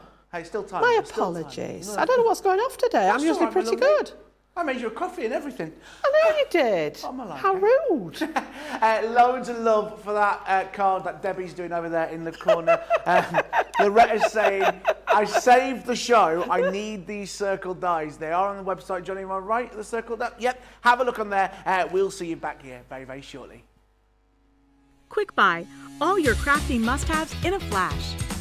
Achieve crisp, precise, and perfect die cutting results every time with the Gemini Accessories Plastic Shim. The idea behind the plastic shim is that it creates a thicker plate combination, offering an even more precise die cutting result with each pass. Simply pop a plastic shim between your cutting plates and then roll through your Gemini die cutting machine and voila! An amazing precise cut every time. Plastic shims work really well with detailed or thin metal dies. So if intricate cutting is your thing, then the Gemini Accessories Plastic Shim is your best friend. Quick Buy, get yours now. Quick Buy, all your crafting must-haves in a flash. Draw, decorate, and customize your world with the colorful Spectrum Noir acrylic paint markers. Each premium paint marker gives opaque coverage on ceramic, glass, wood, and let's not forget paper, cardstock, and canvas. These versatile markers are filled with highly pigmented premium water-based paint, offering beautiful, rich, and smooth coverage. The colors can be blended together, and the fast-drying opaque paint is ideal for layering. A 3mm bullet tip offers smooth strokes, and a precision valve mechanism allows rich and consistent flow with no clogging. Quick Buy, all your crafting must-haves in a flash. Welcome to Crafters TV. With more than 35 hours of live shows each week, it's your home for all things craft. We shine the spotlight on new and innovative crafting products with live tutorials and demonstrations. Join our family of craft experts where fun happens every day. Quiet. The neighbours. I'm all out of Zoom. I'm so lost without you. I'm not singing. I'm not singing. Lisa, if you email in, don't send a picture of your air fryer. Make sure it's something creative. Get creative and craft along. With our amazing deals, your next craft project is just a click away. Tune in live 7 days a week, or you can watch us on Catch Up at crafterscompanion.com, Facebook, or our YouTube channels. You can chat to us, craft along, and meet new friends by joining our online crafting community. You entertain us. You give us a community to talk, in the chat. That wouldn't happen without you guys. It's like Crafters Companion is magical. There's magic here. Joy, there's not a dry eye in the studio here. Debbie's welling up, I'm welling up. There's a show for every type of crafter, from first-time dabblers to full-time makers. Crafters TV. Create every day.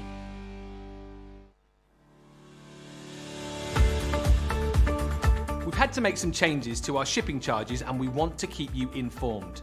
With continued pressure on domestic shipments around mainland US, we've had to temporarily increase the cost of our regular 6 to 10 working day standard shipping service from $9.99 to $12.95 and our free shipping threshold from $100 to $125. We also have some really great news to tell you. We've introduced a brand new shipping service called Express Delivery. This is a fully tracked door-to-door service which takes 3 to 7 working days and costs $19.95. This option means you'll get your crafty goodies in your hands sooner, meaning less waiting and more crafting. We're also upgrading delivery services for our Gold and Platinum Club Inspire members who will now receive priority delivery on all of their orders. And if that wasn't enough, we've upgraded these orders to our new Express 3 to 7 day service. Your patience and understanding throughout this very busy time has been amazing. So we'd just like to say a huge thank you, and we look forward to chatting to you again very soon. Hey, how are you? Welcome back to your Craft Along here on Crafters TV, brought to you by Crafters Companion. My name's George Akid, wonderful Jan's here today for you. We are doing a brilliant Craft Along with these incredible 3D frame embossing folders. Launched back in February sometime. Me and Craig, I think it was. Yeah, or January, was it January? 27th of January. Oh, it seems like February. Of course it was January. Oh, wow, it's March. It's 1st of March. Happy St. David's Day. I know. Okay. I tried learning how to say Happy St. David's Day in Welsh, but I thought it was going to be more offensive than anything else.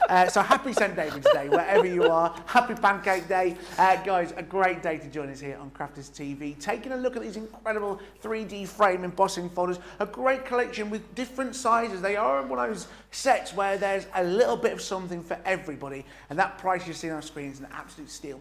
£53, $49, $70.95. The full collection there for you, available today with that 25% saving. A huge saving. You're getting 3 of those dies, embossing folders, should I say, absolutely free at that price today. Remember, they are all available individually. Alternatively, you can go for the full bundle because you're going to see them and you go, oh, I love them all.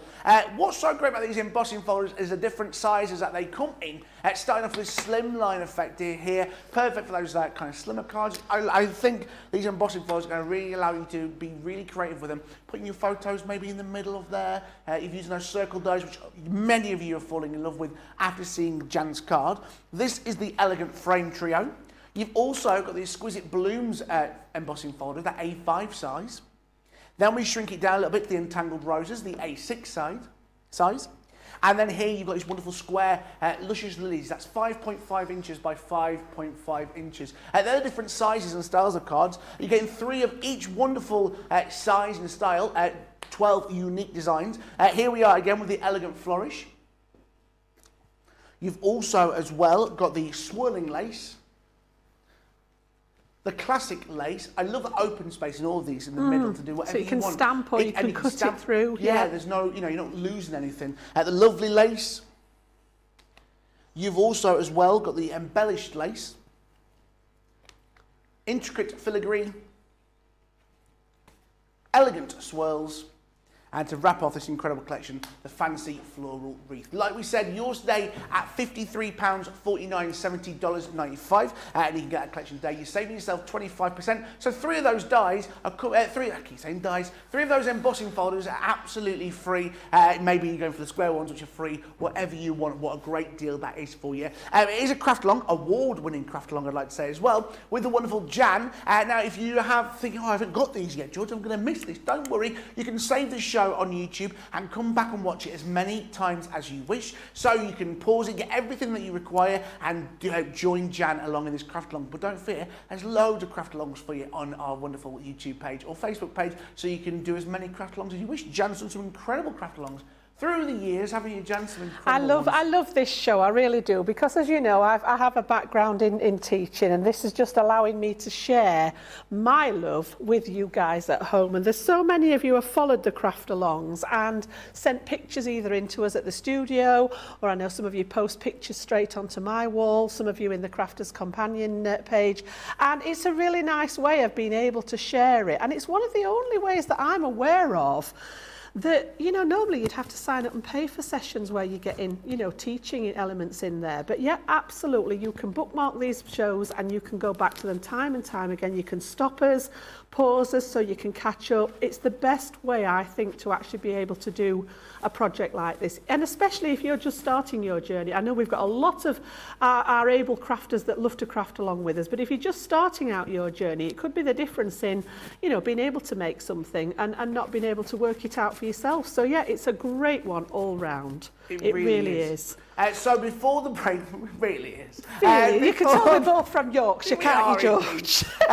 So before the break, we were just getting all those layers ready to embellish. Embellish. We're So we've there with this literally, card. we've got the bulk of the card done there. So the actual background part, you know, the card itself is finished.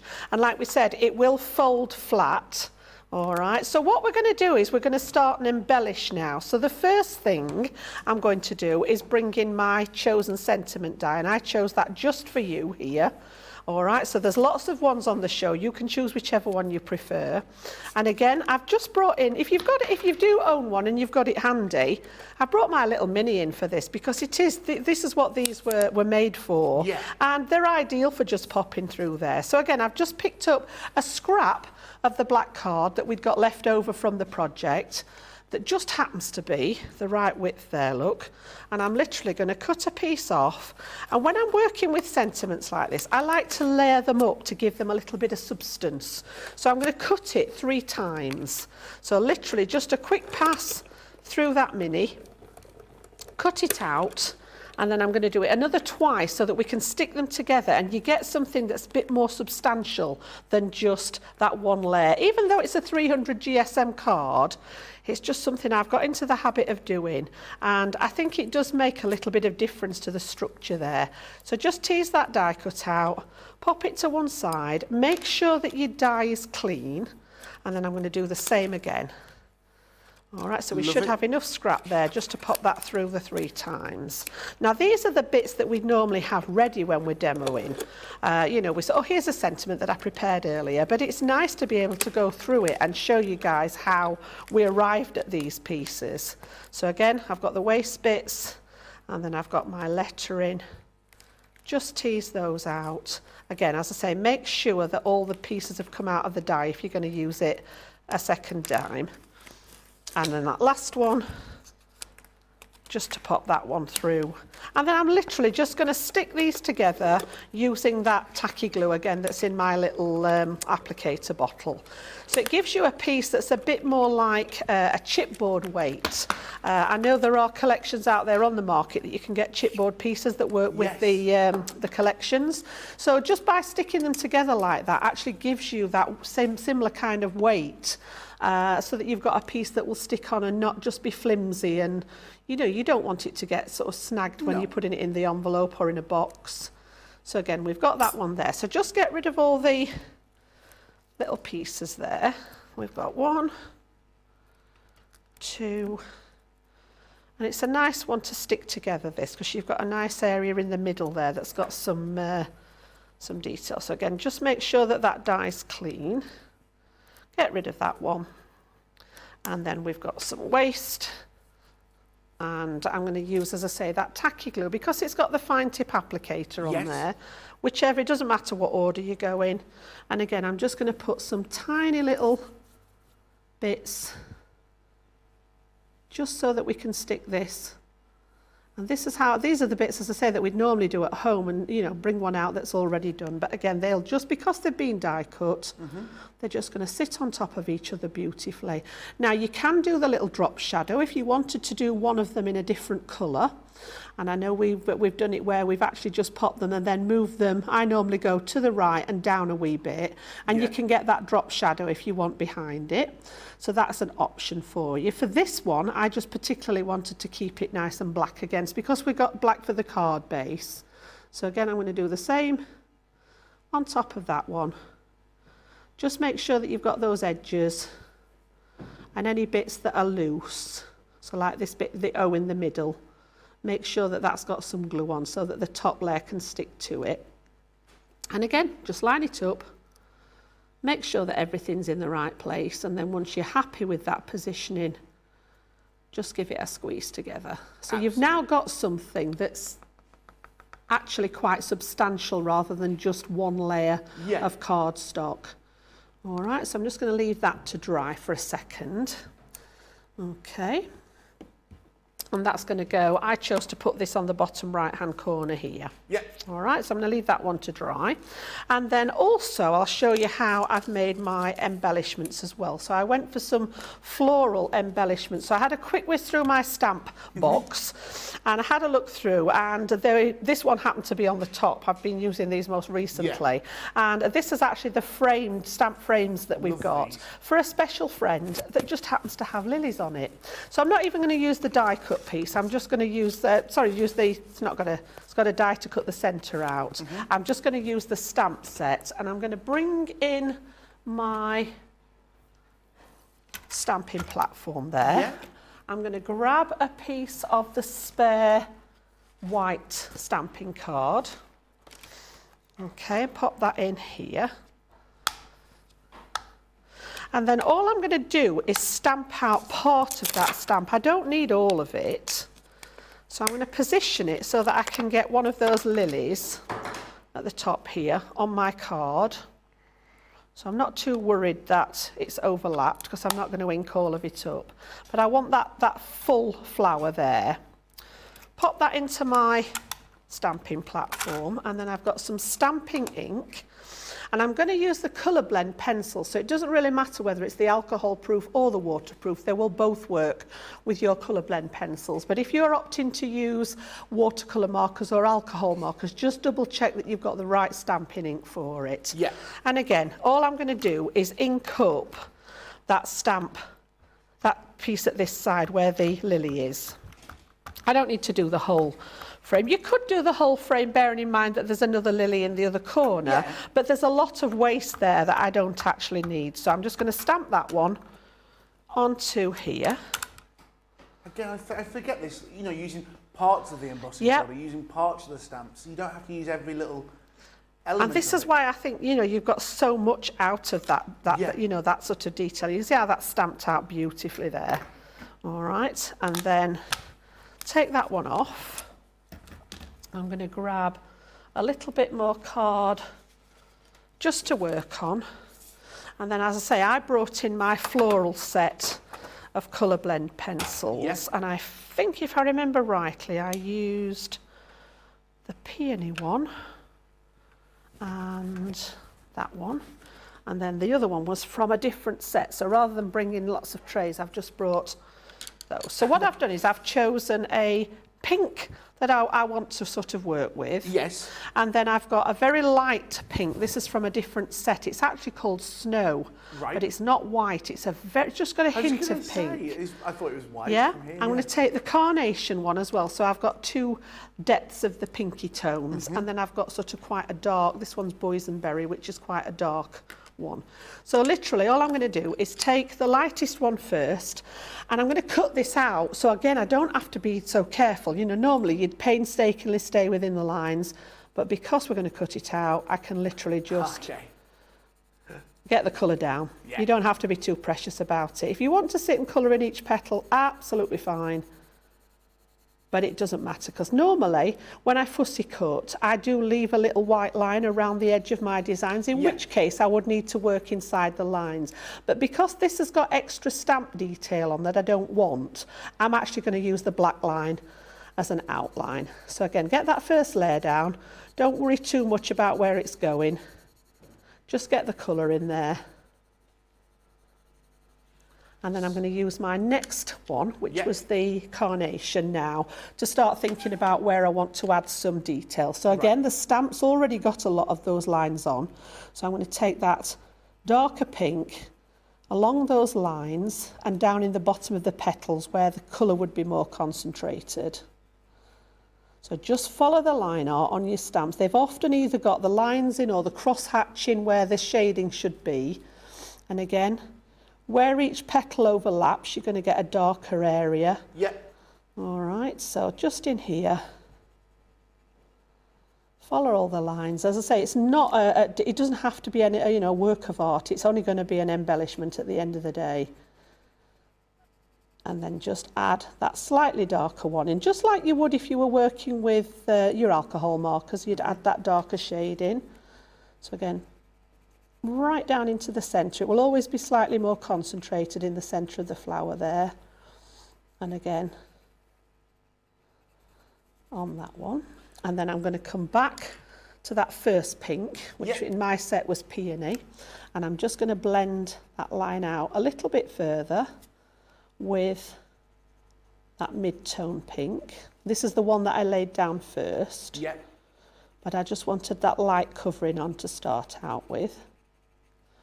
Again, just where we've put that darker colour in, just extending it slightly with that next colour. And you can see how I'm just constantly turning that artwork round. If you've got your rotating board, perfect for this. Yeah.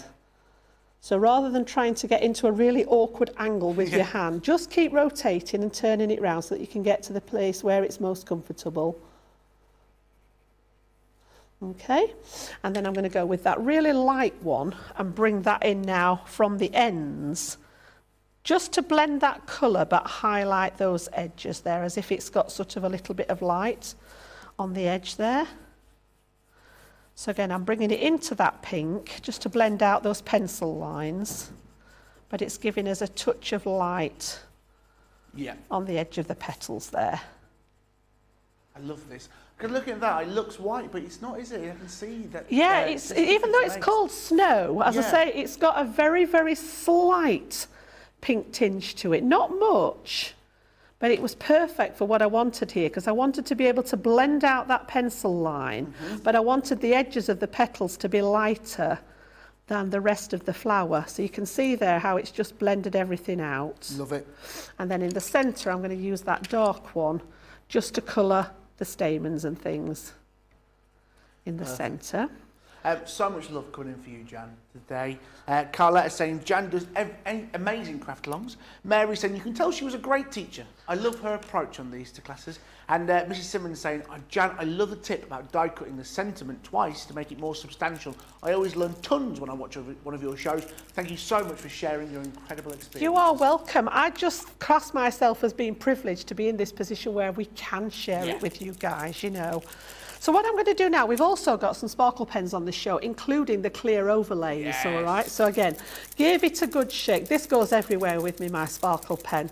Life needs sparkle, it does. Yeah. So all I'm going to do very, very lightly, because I don't want to start disturbing the line art, is just go over the top of those colours, and I just want to add that lovely layer of sparkle, just so that when it's on the card, it picks up the light and you've got a little bit of shimmer. Because we've used the mirror card, a little bit of shimmer there.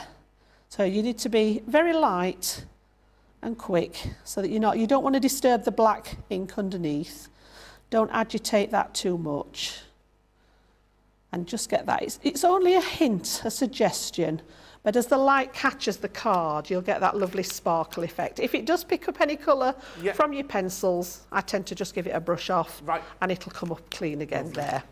All right, and then I'm going to take my little snips, and it is still a little bit wet, that, so I need to be careful. But if I'm fussy cutting, cut it down to what you're working with. Leave yourself a finger hold, and then I'm just going to tilt my scissors slightly outwards rather than leaving them straight. And I'm just going to follow that black line. So I'm leaving the black line in. If you prefer to not see the line art, you can cut the black line away. But again, as I say, often I like to leave that little white line around. But with it having, if I did that, I'd have bits of this extra stamped image in there. So I'm going to take it right up to the edge this time.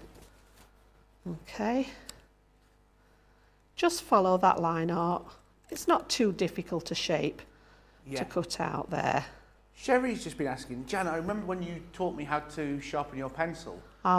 Could you remind us of that? Absolutely. I don't think I've actually got one with me, but when I did my training, this was explained to me, and it totally revolutionised the way that I actually did them. So yeah, you do want to make sure, your pencils will work better if they've got a nice point on them. They're always easier to get into the bits. Now, I used to take my pencil and I used to spend hours turning it round, and the lead would fall out, turning it a bit further. You ended up with a bit this big to work with. The secret is not to turn the pencil, it's to turn the sharpener. So I'm right-handed, I tend to hold the pencil in my right hand and I turn it with my left. And you'll find that the core of your pencil doesn't break as much. Right. Now, if it does, because these have such a high wax content in their core, what you can do, if you find that it's breaking each time you actually sharpen it, you don't want to waste your pencils, you know, they're sort of well loved. So just a hot water bottle, if you've got one, just gently warmed, pop a towel over the top and lay your pencil on the top of it. It doesn't want to be hot, just warm enough to start and encourage that wax in there to soften. And what will happen is it will solidify again when it goes cold, and it'll join all the inside core of your pencil back together, so that as you sharpen with your sharpener, you shouldn't get that breakage. So you turn the sharpener. And what does that prevent happening?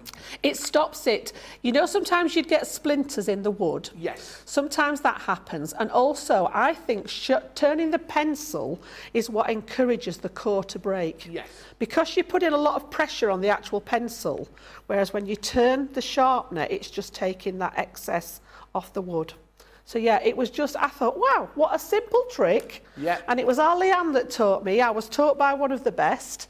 And I just thought, and I tried it and I thought, she's right. Of course she's right. She knows what she's talking about, doesn't she? But yeah, indeed. simple thing. And obviously, you know, when you've invested in something like the pencils, you know, depending on whether you've got them on offer or whether you've paid, you know, full price for them, you want them to last as long as you can. So the last thing you want to do is spend an age sharpening and sharpening and sharpening until you've got literally about 3 inches left to work with. It's no good to anybody, is it? No, absolutely not. So again, I didn't like this bit here. This bit offended me. Yeah. I don't know why. It just did. I think it was probably meant to be a leaf. And I went ahead and coloured it pink. So I'm literally, because I can, I've got artistic licence, I'm just going to take that one out of the equation there. So again, however you want to do it, whatever flowers that you chose. And again, I tend to get rid of that bit. This is just about dry now, so I can actually move it round. And take this all the way round. Now I did 4 of these. I'm not going to do 4 on camera, but they're all the same. I did exactly the same technique 4 times. So I stamped it out off that partial stamp and did 4 sets of them, coloured them in, added the sparkle pen, snipped them out like so that I'd got 4 flowers as an embellishment. So I'm just going to do this one with you to talk you through that process. Yep. Get rid of those pieces, get the pencils out the way, just pop those back in there like so. But yeah, the secret is try not to drop them. And these are, producer John as you say, is that a new set? This one's actually a new set because the florals is my most favourite go-to one, and a lot of them are like this. So when they were last on offer, there was such a great offer, I thought, right, I'm going to replace the 2 sets that I use the most. Yep. And I do keep them in the tins in the colours that they came. I know some people actually like to split them into families, so you might have one tin that's got all your pinks and reds and oranges in, one tin that's got all your greens in, but I like to keep them in the format they came. I'm very precious about them. I don't share them with anybody.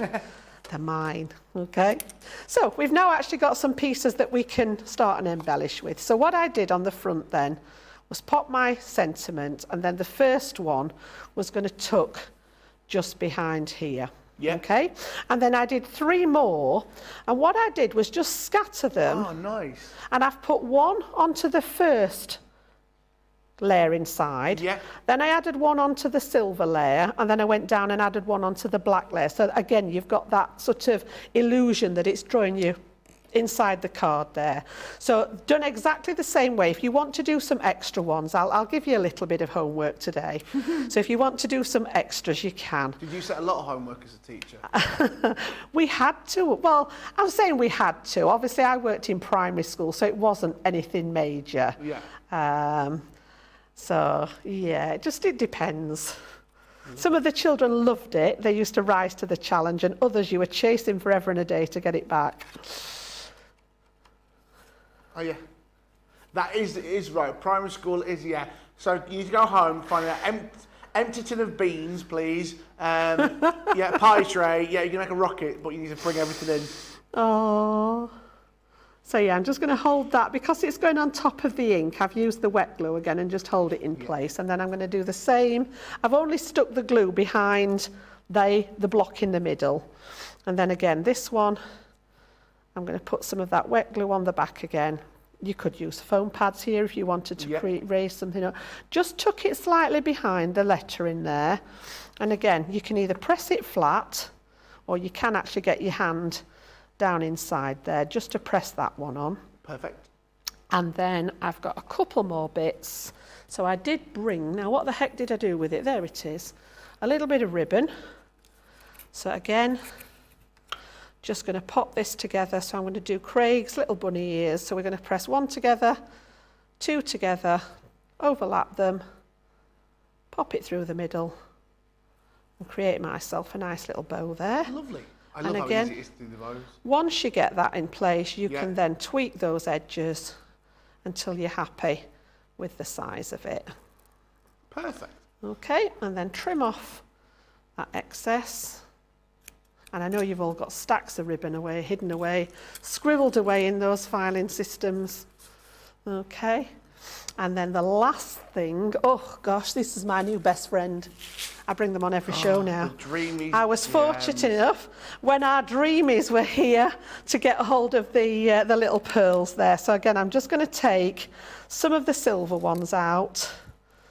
Again, I like to work in odd numbers, so we'll do 1, 2, 3, 4. I just got the right number out. 5, 6, 7 will do. Yeah, that's nice. Brilliant. Pop those to one side. So again, we're just going to pop. I think that could do with being a wee bit smaller there. That's better. Not that I'm pedantic or anything like that. You know? And again, probably either a little bit of glue gel or hot glue would actually do a better job here, but I've not got my hot glue gun turned on, so I'm just going to hold that in place. And then just decide, I'm just going to dot them around on the outside. Yep. So I'm going to pop some just to highlight the outside there. So we've got those little tiny silver ones. You know, if you've chosen a different colour scheme, you can pop your gems to coordinate. And then inside, I'll not stick all these on the inside. I'll bring this one that I've done because I've not got any flowers on the inside. But just where I've got the flowers in there, I've just dotted the odd gem, again, one on each layer to offset the flowers there. All right, so that was where, as far as we'd got there. Let's just pop the... And then I'm just going to talk you through what I did on the back because I haven't brought my stamp set. So what I did here, we have 2 pieces left that we cut right at the beginning. One of them was the 5.5 inch square mat and one of them was the 5.25 inch square stamping card. And these are actually going to create that area because there's no opening in the card. If you're wanting to write a greeting on there, that area at the back. So what I did, you can just see very, very faintly there in the edges, there's that lily again that I used that we've just stamped and cut out. So what I did with my pink quick dry ink was just stamp that on opposite corners in the pink. And then I've stamped myself a really nice greeting in the centre, matte and layer, and then this will fit perfectly on the reverse here for you to write your message on. Lovely. All right, so that's an option there if you want. If you're not bothered about that, you can leave the back plain. But again, it just gives you somewhere to actually pop your message to the recipient there. Nice. Doesn't have to have a sentiment inside. You know, you might want to write a whole message on there. But ultimately, you should end up with that lovely tunnel card there, looking through into the back. And don't forget, guys, when you're done, don't forget to share your projects. If you've been crafting along with us today, let us have a look at what you've been up to. I always love to see it, and especially when people have done them in different colourways as well. They always look so different. Somebody might have chosen a different embossing folder. You know, it just shows you so many different ways that you can actually do the same project just following that instruction. So yes, hope you've enjoyed it, guys. Absolutely, so many have. If you want to send your pictures in, the email's there across the bottom of the screen, studio@crafterscompanion.co.uk. Loads of love coming in, loads saying thank you for that wonderful technique on the pencils. Carletta, now I know how to stop my colour pencil from breaking. The points so bad. Very helpful, Jan. And Shannon sent a very pretty tunnel card, Jan. It really is. Guys, you saw those wonderful sparkle pens. Again, another great collection.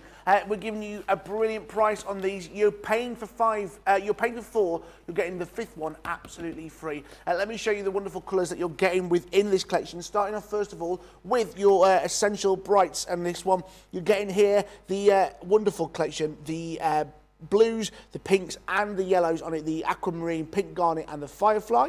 You're also as well getting the wonderful florals, the antique vintage should I say. You're getting the fig, you are getting the peacock blue and the macaroon. You're also getting the tint and tone, love this one, the crystal clear, starry sky and onyx black. And you are also getting the earth tones here with the wonderful earthy naturals, holly leaf, smoked quartz, harvest, moon. And this is the one that you're getting free. These 3 sparkle overlay pens, which Jan showed you. I mean, I just found this little scrapbook here, but again, use an embossing folder with your sparkle pens, and then you can see a little bit shining. Then, using a bit of gilding wax on your wonderful embossed, you're going to get some great colours. And then you can see here how good these actually sparkle pens look when you've got them there. You can see the little shines when you are doing them all together.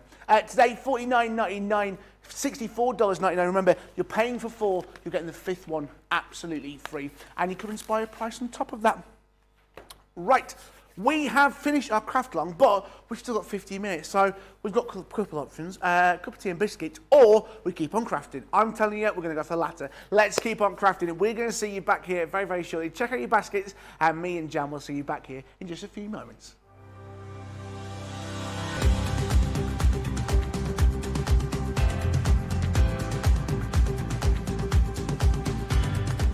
Welcome to Club Inspire, the crafters' companion community where you can feed your crafty obsession. Join our fantastic loyalty club today and receive 20% off your first order. We'll also give you 250 points to help get you started. Other benefits of joining Club Inspire include exclusive special offers and discounts for Club Inspire members only, exclusive sneak peek previews of brand new product launches, and of course the Club Inspire community group on Facebook, where you can access exclusive content such as downloads, offers and inspiration, and of course you can chat and share your makes with other members. You'll receive 1 point for every £1, dollar or euro you spend, and the more points you receive, the more benefits you'll unlock.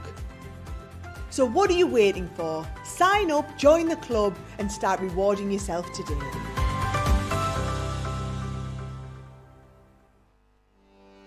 Welcome to Crafters TV. With more than 35 hours of live shows each week, it's your home for all things craft. We shine the spotlight on new and innovative crafting products with live tutorials and demonstrations. Join our family of craft experts where fun happens every day. Quiet. The neighbours. I'm all out of Zoom. I'm so lost without you. I'm not singing. Lisa, if you email in, don't send a picture of your air fryer. Make sure it's something creative. Get creative and craft along. With our amazing deals, your next craft project is just a click away. Tune in live 7 days a week, or you can watch us on Catch Up at crafterscompanion.com, Facebook, or our YouTube channels. You can chat to us, craft along, and meet new friends by joining our online crafting community. You entertain us. You give us a community to talk, in the chat. That wouldn't happen without you guys. It's like Crafters Companion is magical. There's magic here. Joy, there's not a dry eye in the studio here. Debbie's welling up, I'm welling up. There's a show for every type of crafter, from first-time dabblers to full-time makers. Crafters TV. Create every day.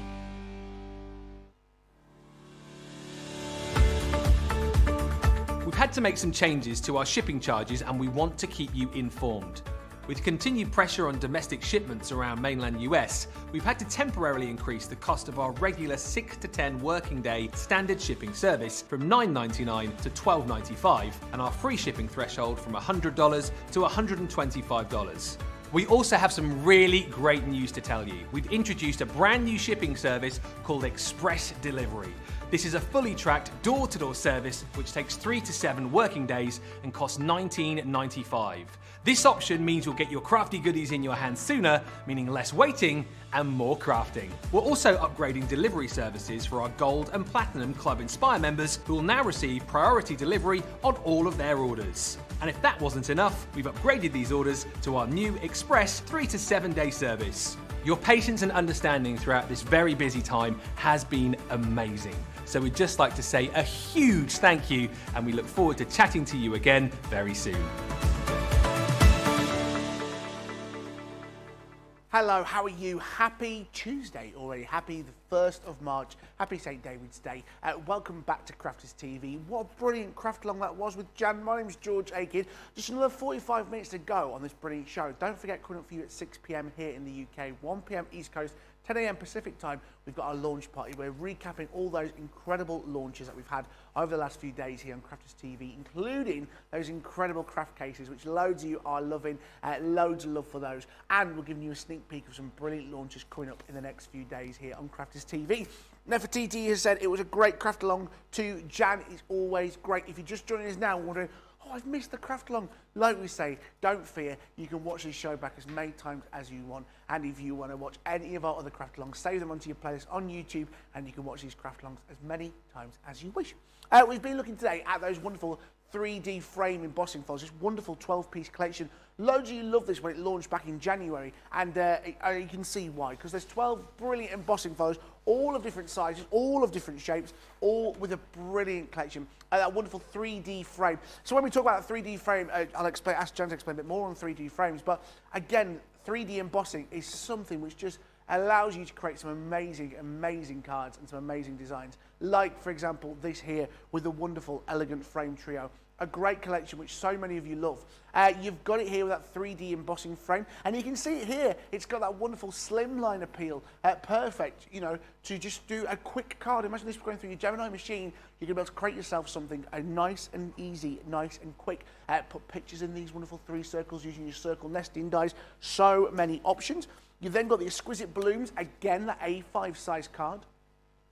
Then you've got the entangled roses, A6, so smaller in size, but still effective. And you'll notice a lot of these embossing folders have this wonderful blank space, for the better word, meaning you can put sentiment stamps in there. You could cut it out and use layering like Jan has done today. You've also as well got it here with the luscious lilies in that wonderful square card, that 5.5 inches by 5.5 inches. Again, a great card. Back to your wonderful slim lines, that elegant flourish. Swirling lace. Flourish, flourish, flourish. Basically, it's elegant and it's got flowers. I mean, there it is for you. You've also got the swirling lace. Classic lace. And you've also got lovely lace. Then we bring you into, again, your embellished lace. I always think it's been great with your beautiful collection because it's got the wonderful honeycombs, which you can just see there in the background. Using that with a bit of your beautiful collection, it's going to look amazing. Intricate filigree. You've got elegant swirls. And then wrapping off this wonderful collection, fancy floral wreath. All available individually if you so wish. Alternatively, you can buy that full collection that you see there next to me for that wonderful price of £53.49, $70.95. You're paying for 9 embossing folders. You're getting 3 absolutely free at that price today. Also, your clearance buy discount applies to that as well at £42.79. $56.76. Loads of you get in touch. The wonderful, who reminds on the social? Colleen's on the socials. So make sure you get in touch. She's there to answer any questions that you've got, or maybe we can help you with that. Comment below, get involved with the show. We've got time for some more demos. Jan, what are you going to do for us next? Sure, isn't it? We don't normally get a chance to do this. So not only have we done the craft along, I've now got a couple of demos to give you some ideas of what else you might want to do with them. So I've taken the intricate filigree this time. So again, beautiful all over design. And this time we've gone with a 5x7 folder as opposed to that square one that we used in the craft along. I love the fact that you've got different shapes in this collection. So again, we've got that folder. It's a 3D folder. So again, if you're not familiar with that concept, what it allows us to do is create sort of sculpting inside our folders. So it's not just an emboss that's raised to one level, you'll get degrees of background embossing, and then you'll get areas that are more moulded and sculpted for the flowers, for example. So what I'm going to do is create a bit of an inked background first to pop through our embossing folder. We've got some of the inks on the show, so I've just grabbed some of my opaque pigment inks this time, and I'm going to do some blending with them.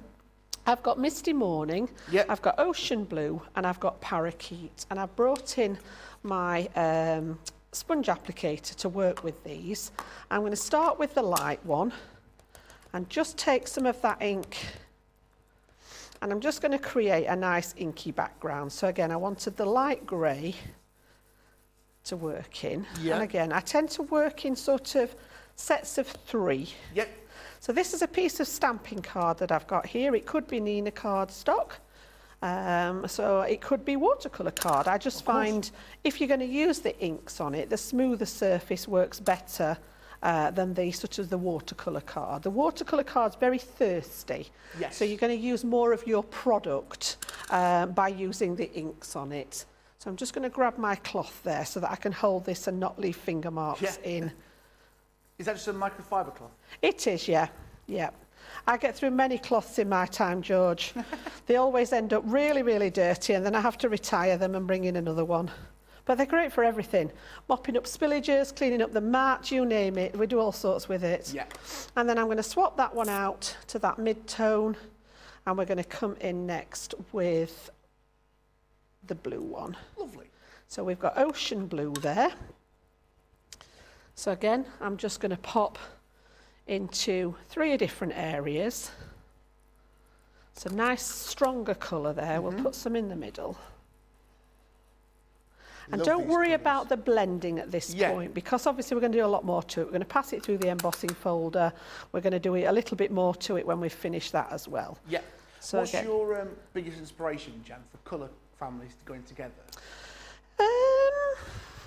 Because some people get colours really well, and some people really it's one of those things that, I mean, obviously with working in school and with teaching the art in school, it was something that I did a lot of work on as far as colour theory is concerned. But if you're not sure about colours, I mean, at the end of the day, there is no right and wrong. Some colours work better with others. So for this, for example, I've kept with what we call cool tones. So all the greys, the blues, the greens, things like that are more cool tones, as opposed to reds, oranges, yellows, pinks are all sort of a warm tone. So, but again, you know, there's nothing to say that you can't put a blue and an orange together, because they're opposite each other on the colour wheel. They're complementary colours, so there's lots and lots. Colour theory is probably like a show in its own right. And I know there's lots of customers out there, when I've mentioned this before, and they've said, oh, I wish we could have a show on that. So I might have to speak to the powers that be and see whether we can put something together, because it is one of those things. You know, sometimes it might be a picture that I've seen. I think, oh, I like that colourways in there. Or I might be outside and I might see something, and the flower combination, or, you know, when we're out walking, and just think, oh, I like that. And just make a mental note of it. If it's in the middle of the night, it goes down in the notebook at the side of the bed, you know, I like that idea. Well, with the colour wheel... do you dream in colour? You with the colour wheel, you can get an app for it on your phone. And I've got it, and then, because you're making costumes, but what you can do is you can take a photo of something, the colour... Brilliant. And it will go, these colours will work really well. That's with great, these other colours. So if you are, you know, colour wheels, great option. I always forget about the colour wheel. I forget I've got it sometimes. I go, I forgot I've got the colour wheel app. But it's worth getting. So again, literally just laid some colour down, and then when I'd finished, I've gone back to the lightest colour to just blend the edges. Like I said, I'm not too worried about it, because we're going to do some other things to it as well. So I'm just going to get rid of that ink off here. So again, as I say, the cloth does everything. It cleans up whatever is needed of it, and then when it gets too dirty and it's had a few washes, it gets retired. So now we've got that at the ready. It's not wet as such, but we have put ink on it, which means it's not 100% dry either. Now, as far as embossing's concerned, your embossing will work great with something that's not completely dry, and you get a really nice impression in there. So again, make sure we're working the right way. If you have a piece of white cardstock or a piece of black cardstock that's the same on both sides, it doesn't really matter which way it goes in.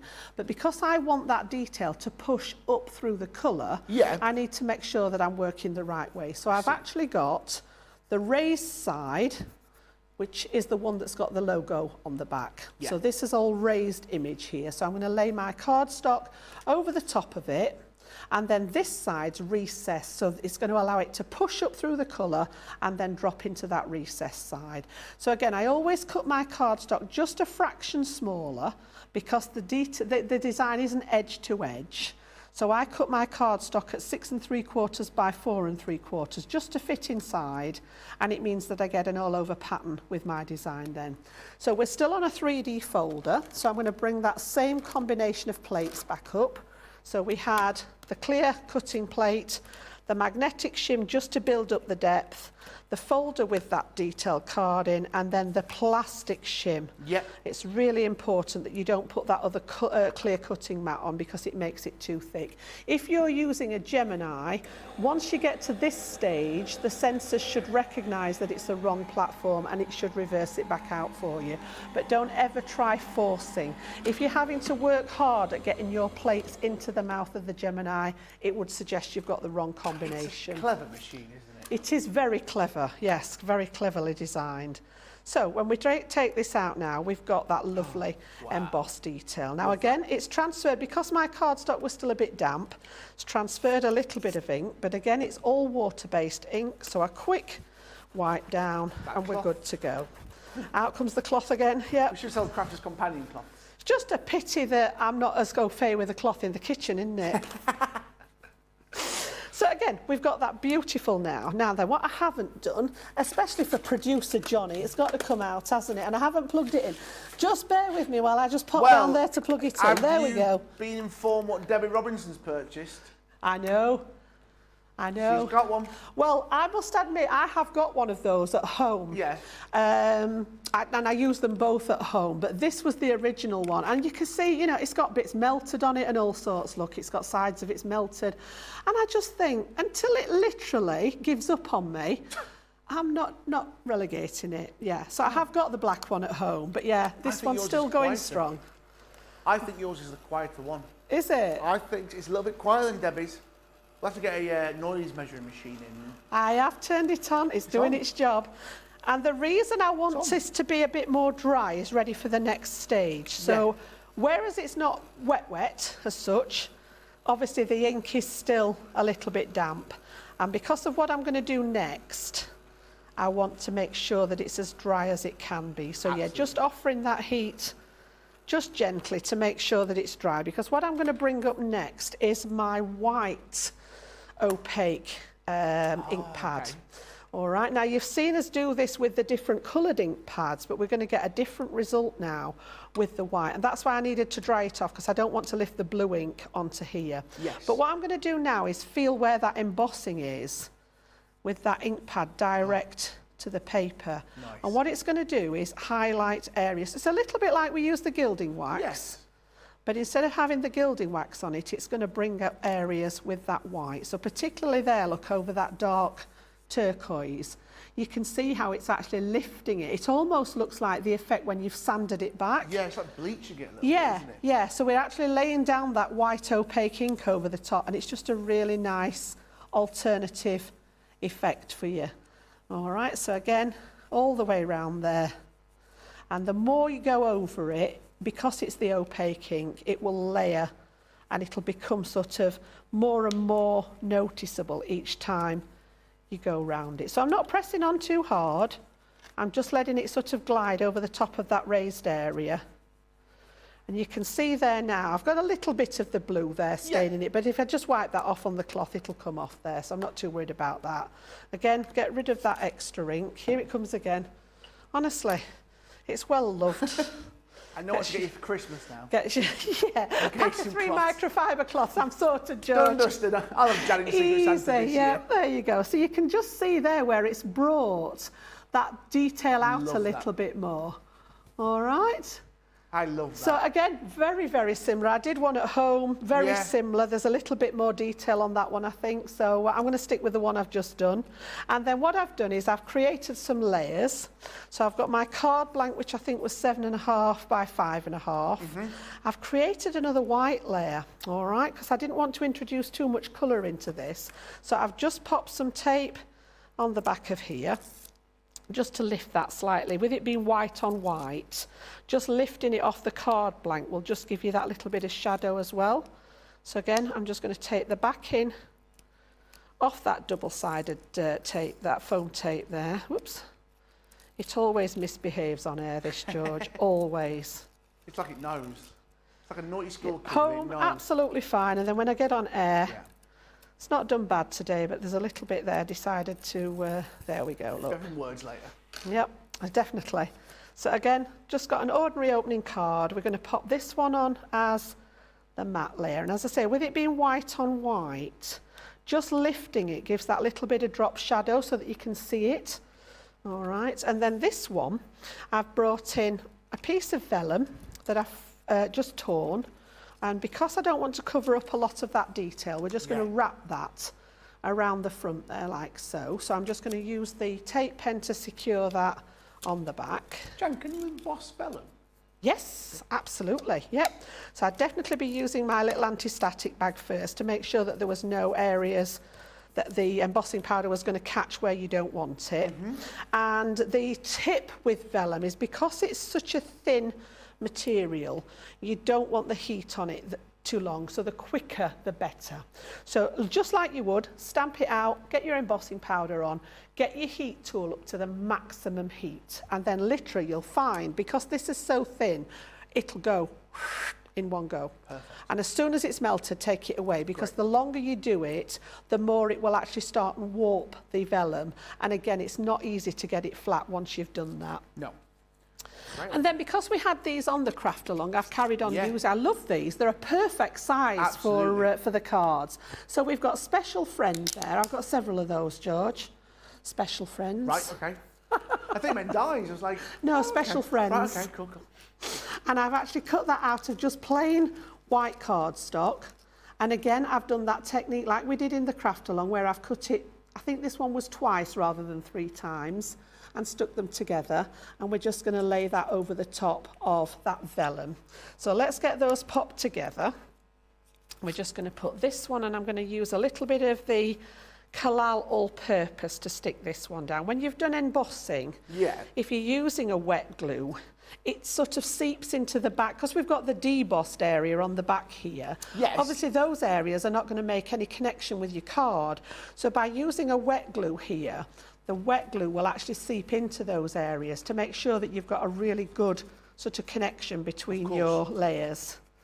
So again, just the white, the clear all-purpose there is perfect for that. So we make sure we're opening the right way. Yep, we're going to layer that one on top of there like so. Make sure that stays nice and flat. Give that a second or two to dry. And then again, I'm going to make sure that we've got the right glue. So I'm going to flick back to my little applicator with the all-purpose glue, with the tacky glue in there, sorry. And again, I'm just going to pop, you could use your dotty glue pen on the back of here, but sometimes when they're fine like this, I don't want to snag it with the tape. I am quite heavy-handed with everything. So with the dotty tape pen, I don't want to snag these little tiny letters. So again, just little dabs of the white glue on there. And then what I tend to do, because I don't want that to all squidge out on the vellum, is just take the excess off. Please try this. You know, if your skin's sensitive, don't do this. Do it on a piece of scrap. But yeah, my skin's beyond all help. Asbestos skin. Yeah, fingertips are gone. It's just like... No fingerprints. No fingerprints. Burnt on a glue. They always say crafters make the best thieves. We're not encouraging going out and thieving. No. We're just saying. Okay. And then it just rubs off anyway. But as I say, if you've got sensitive skin, just be careful. And then again, I've just brought a few of those little... I'm in love with those. I've always liked pearls and gems and things, but since bless me, I'm so sorry. I'm so sorry. That crept up fast then, didn't it? Poor Charlotte and Johnny's eardrums no are shattered. warning. So again, I've got some blue and some of the white ones, and I'm just going to dot these about. I'm going to pop some on the vellum itself. So we're going to pop a couple up the top there. So let's have a look. We've got some blue. I'm going to mix up the blue and the white ones together. I've realised when I'm at Crafters, I have to sneeze at least once a show. I don't know what it is. Watch back, I'll sneeze at least once. I better sneeze later on in launch party. We'll have to keep an eye out for that. It won't happen now, will it? I'm we give Johnny and Charlotte a 2-minute warning. So again, I'm just dotting these around, you know, nothing sort of specific, just wherever you think they go. And as I say, I've got some pale blue and some in the white, just to pick up the colours that we've used there. Love it. But again, just to embellish, and again, fairly simple, you know, let the embossing folder do the work. We've used those inks in there just to add that nice vivid background behind it in those cool tones. And then we've got that little mini sentiment in there as well. Perfect. Perfect. A great collection, which you are going to love those embossing folders. The mini sentiments, I mean, we've put, when it came that launch with those mini dies, and there was 19 different dies, the question always was, which ones are you going to go for? And I'll tell you what was really popular, the sentiments, which we put it in a smaller bundle for you. So you're going to get a great saving for you today. A huge saving. The mini sentiments, alphabets, numbers, dies, will show you what you're getting within this collection. Like Jan said, they're perfect for your Gemini Mini. That's what they're designed for. But when we say mini, don't think mini in effectiveness or in punch, because these are a really useful die, which I know Jan's got these on a craft table and goes to them every single day. Loads of people have, because they're just so effective. You've got the With Love. You've also got Best Wishes, and this is about to size on the front here. You've also as well got Just For You. You've got Special Friend, Happy Birthday, Congrats. And then these are where they are incredible. You've got the numbers and all the wonderful first, second, fifths and roots. And you're also going to get the alphabet as well, all 26 letters of the alphabet, because that's how many letters are in the alphabet. Again, great idea from Craig. Embossed, dye the full sheet and then in certain colours, and then you've got them to stuck. You don't have to take them off every individual time. Zire on them, perfect. $29.94, $35.94. Remember, guys, you can buy them individual, but you're going to get a great saving of 25%. Basically, you're getting 2 of the die sets absolutely free at that price today. Don't forget, it is our craft along, but we've been looking at those wonderful 3D embossing frames, which were launched back in January. Can you believe it? I can't believe it's March. 27th of January, me and Craig, it's already March, and here we are today doing a wonderful craft along with these incredible 3D embossing frames. 12 great designs. Remember, you can buy them individually, but at that price you're seeing on the screen, at £53.49, $70.95, you're getting 3 of the embossing folders absolutely free, and you've also got the option of that club-inspired discount, £42.79. $56.76. An embossing folder, a really useful piece of kit within your collection, which you're going to be able to make some incredible cards like Jan has done today. And we've been saying about these wonderful embossing folders. They've got a wonderful blank section within the middle, a lot of them, so you can cut it out, use your sentiment stamps like you've just done there. There's so much you can do with an embossing folder. I love the way that these have been designed, George, and like you said, you know, they lend themselves, some of them, to being a frame, you know, so cutting out that centre, the one with the oval piece in, match it up with one of your nesting dies, cut out that centre, pop some, you know, pop a sentiment behind it or something like that. It means you can raise up the embossing folder. Lots and lots of variety. So I've taken one of the tall skinny ones this time. I was trying to get you square one in, a 5x7. This one's 8.25, so 8¼ inches by 3¼ inches. So we've got that sort of tall, skinny DL kind of effect with this one. And this is embellished lace. I love this. It's got a nice sort of detail at the top and the bottom. And then, like George is just saying, you know, you've got that area in the middle, lends itself to maybe having a stamped sentiment in there, or we're going to use a die cut sentiment again on this one. So again, lovely little embossing folder, 3D again, you've got that beautiful sculpting in, and this time I'm going to work on some black card, and we're going to bring in, it had to be done, we're going to bring in some of those wet gilding waxes there as well, okay? We're going to use a mixture of all 3 colours. I've actually got Renaissance Gold, I've got King Gold, and I've got the silver, so we're going to blend all 3 of them together, and then again, I'm going to do something a bit different with this one, because you know what I'm like. I have to sort of do something a little bit different. So first thing we're going to do is emboss. So again, just double check. For ease of reference, the Gemini logo is on the bottom. Yep. So if you've got that underneath, you're on the right way to have this the right way up. But as I say, if you're using a cardstock like this that's the same on both sides, it doesn't really matter which way around you get it. So we're going to bring those plates back in again. Same combination, and I do keep repeating this because it is important that you don't A, damage your Gemini, and B, damage your folder.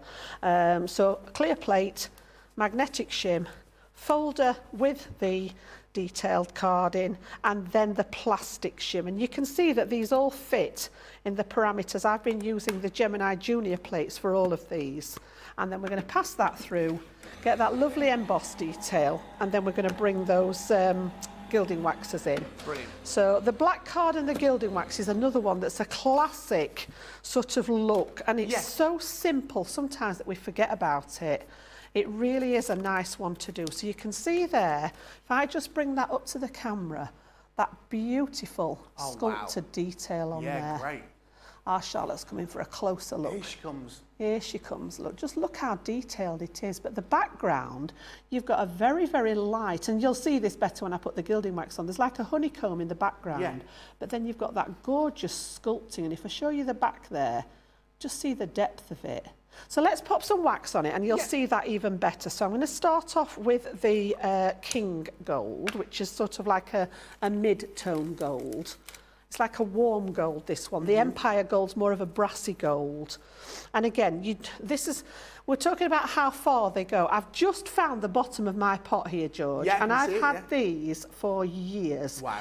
When I was working at the store, when did I start in the store? In 2016. So I'm coming up to like the 6th year, and I've only just found the bottom of the pot, and this is my favourite colour. When you look at the others, there's actually more of those. So yeah, they're going to last you a long time.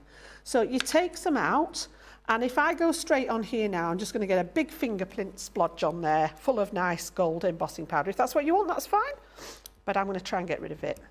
All right, I want to try and get it off my finger so that I've got as little as possible. Yep. And then all we're going to do is just feel where that raised edge is. So I'm just going to highlight the areas that are embossed. So I'm just going to come down. You can see that honeycomb effect coming out now. And then, of course, you can go back over it. So once you've got that layer on there and it's not too heavy, you can decide whereabouts you want to bring that colour out and actually go in with like a second coat, for want of a better way of explaining it. And it will literally brighten that up then. But if you go in heavy to start with, you'll find that the wax will push through the design and you'll get it in the back. And once it's on there, because it's a wax base, it's not easy to get it back off again then. And then we're going to do the same at the other end. So we're starting off with that King Gold. Then we're going to add some Renaissance Gold to blend. And then we're going to bring in the silver to do some sort of highlighting, because they all play nicely together there. Love that. So effective. Okay, so you can see that detail much better now we've got the gilding wax on. So then we're going to bring in the Renaissance Gold, which is a lovely sort of coppery tone to this one. And then the antique one is more of like, not copper. What's the word I'm looking for? Gone. Deeper than copper. Bronze? Mace, that's the one I'm after. Thank you very much. Yeah. Some bronze. So even though they're all gold, apart from the silver one, I always think of them as like a bronze, a copper, and then you've got that lovely warm gold, and then the Empire is that brassy gold colour. So again, try and get it back off. And then I'm just going to do certain areas now with the Renaissance. And as I say, they all blend nicely together. If you didn't want to use your fingers, what would you recommend?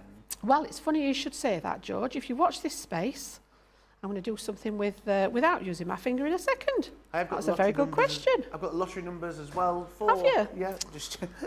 Melanie's saying, oh, Jan, I could watch you craft and listen to you all day. Oh, Every day I've learned so much from you. Thank you. So again, you can just see how we've got a mixture of both there. And then this time, George, because I want to be a bit more sort of detailed with it, we've all got these in the house. The little Q-tip cotton buds. Perfect. Yep. So again, they're just nice for taking out a little tiny bit of the wax. I just want a little bit of the silver, and I can apply this now just to certain areas. So for example, I can actually bring up just this part of it. Yeah. With the edge of that little cotton bud there. I couldn't do this with my finger because it would transfer Yeah. to other parts of it. I'm also going to go on this bit at the bottom here. And with the gilding waxes, do they dry, or are they always going to rub off a little bit? Or No, once it's dry, they'll not rub off. Yeah. I'm going to buff this when we're finished because it comes up beautifully. They were actually designed initially, these, for furniture. So going on to old, furniture and things like that, and a lot of recycling, things like that. So yeah, it's actually made to buff. So once it's gone on there, it's not wet as such, it's not coming back off, but I usually give it a few seconds or so and then literally buff it. That cloth's coming out again. Yes, it's good for buffing as well as cleaning. Yeah. But you can just see how I can pick out those areas there without actually touching the bit that's at the side of it, just by using that little applicator. And then we're going to do the same at this side. So again, I want to go for that outline, which, to try and do this with my finger, it would just literally go on to other parts of the design. I'm going to do the little bit at the bottom here. And then again, we're going to do just inside. So if I did this with my fingers, it would catch the outside of that as well. Bettinia saying gorgeous, and Hadasha saying this is lovely. It really is. Guys, just under 15 minutes left on this wonderful craft along. You've missed the craft along part of the show. We are back later on tonight at 6 p.m. But don't forget, if you want to watch back later on, you can do. Join us for the craft along. Watch everything that we've made today, which is beautiful. But don't forget, we're back at 6 p.m. here in the UK, 1 p.m. East Coast, 10 a.m. Pacific, for our wonderful launch party. Yes, we are having a party, getting ready to show you some brilliant launches we've had over the last few days and giving you sneaky peeks of those brand new launches coming up over the next few days here on Craftless TV. Me and Jan are excited. I'm excited about it, Jan. I like a good launch party, I do. We love a launch party, we really do. So again, as long as it's a soft cloth, I wouldn't recommend doing this with something like kitchen paper, because the nature of the raised design and then the paper, you end up with it sort of rubbing pieces off. So you want a soft cloth, whether it be microfiber or just a duster type cloth, that kind of thing. And all I'm going to do literally is apply a fair bit of pressure now, but just buff over the top of it, and you'll be amazed how it brings up that sort of sheen on it. Wow, that is incredible. And it's not rubbing it away, that's how it's not rubbing it away. There's none on the cloth there, look. And if I show you this end, which looks fine, but it's got that sort of more dull finish on it. Whereas if I spin it around and show you the end that I've buffed, just look how that's picking up the light now. It's worth doing that last little step. So we'll do that to the other end as well. So again, fair amount of pressure. But as I say, the secret is the soft cloths, because you don't want to actually rag the design and pull any of it off. But it just makes that last little bit of difference to it there. Okay, so we've got our panel. So let's make this into a card project then. So I've got some mats and layers at the ready. So I've got quite a large card blank actually for what I wanted to do. This has worked out at 7 1/4 by 9, which is larger than an average card, so I would need to make either an envelope or a box for it. And then I've picked up some mats and layers to coordinate with the colours. So I've got the copper glitter card, which you should be able to find on the website, and this is the matte silver mirror from that luxury card pack, so the silver luxury card. Again, picking out a couple of colours that were in here. So let's get that one stuck down with a little bit of double-sided tape. And then what I did at home was I've repeated that process. So what we've just done with the black card, embossed it, tret it to that application of gilding wax, buffed it all up. But then, you know, Jan, she's got a thing for chopping things up. Absolutely. So we've cut it in half. And what we're going to do is we're going to go with one in the centre there, like so. And then I've taken the same again, so you can see the design there. And we're literally going to bring these to each side. Now, I think, I'm just going to swap that one out. I've done exactly the same thing, but I've put tape on these ready. Well, Jan, breaking news. Breaking news. You've done 3 cards. Yeah? We're going to do a demo of the show. Oh, of course. We're going to mix it up a little bit. Why not? Why not?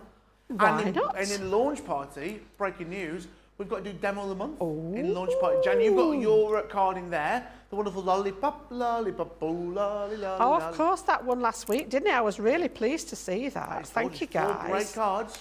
Yeah. Who Me. won? Yeah. It was me that won last week. Yes, you. The no, it was Lollipop Craig. won the card of the week, didn't it? Yeah, a few weeks ago, Craig won Demo of the Week on Sunday, and then yes, Sarah did have loads of stars on her board, but they've all gone now. They've all gone. Oh. Did Sarah stick them on?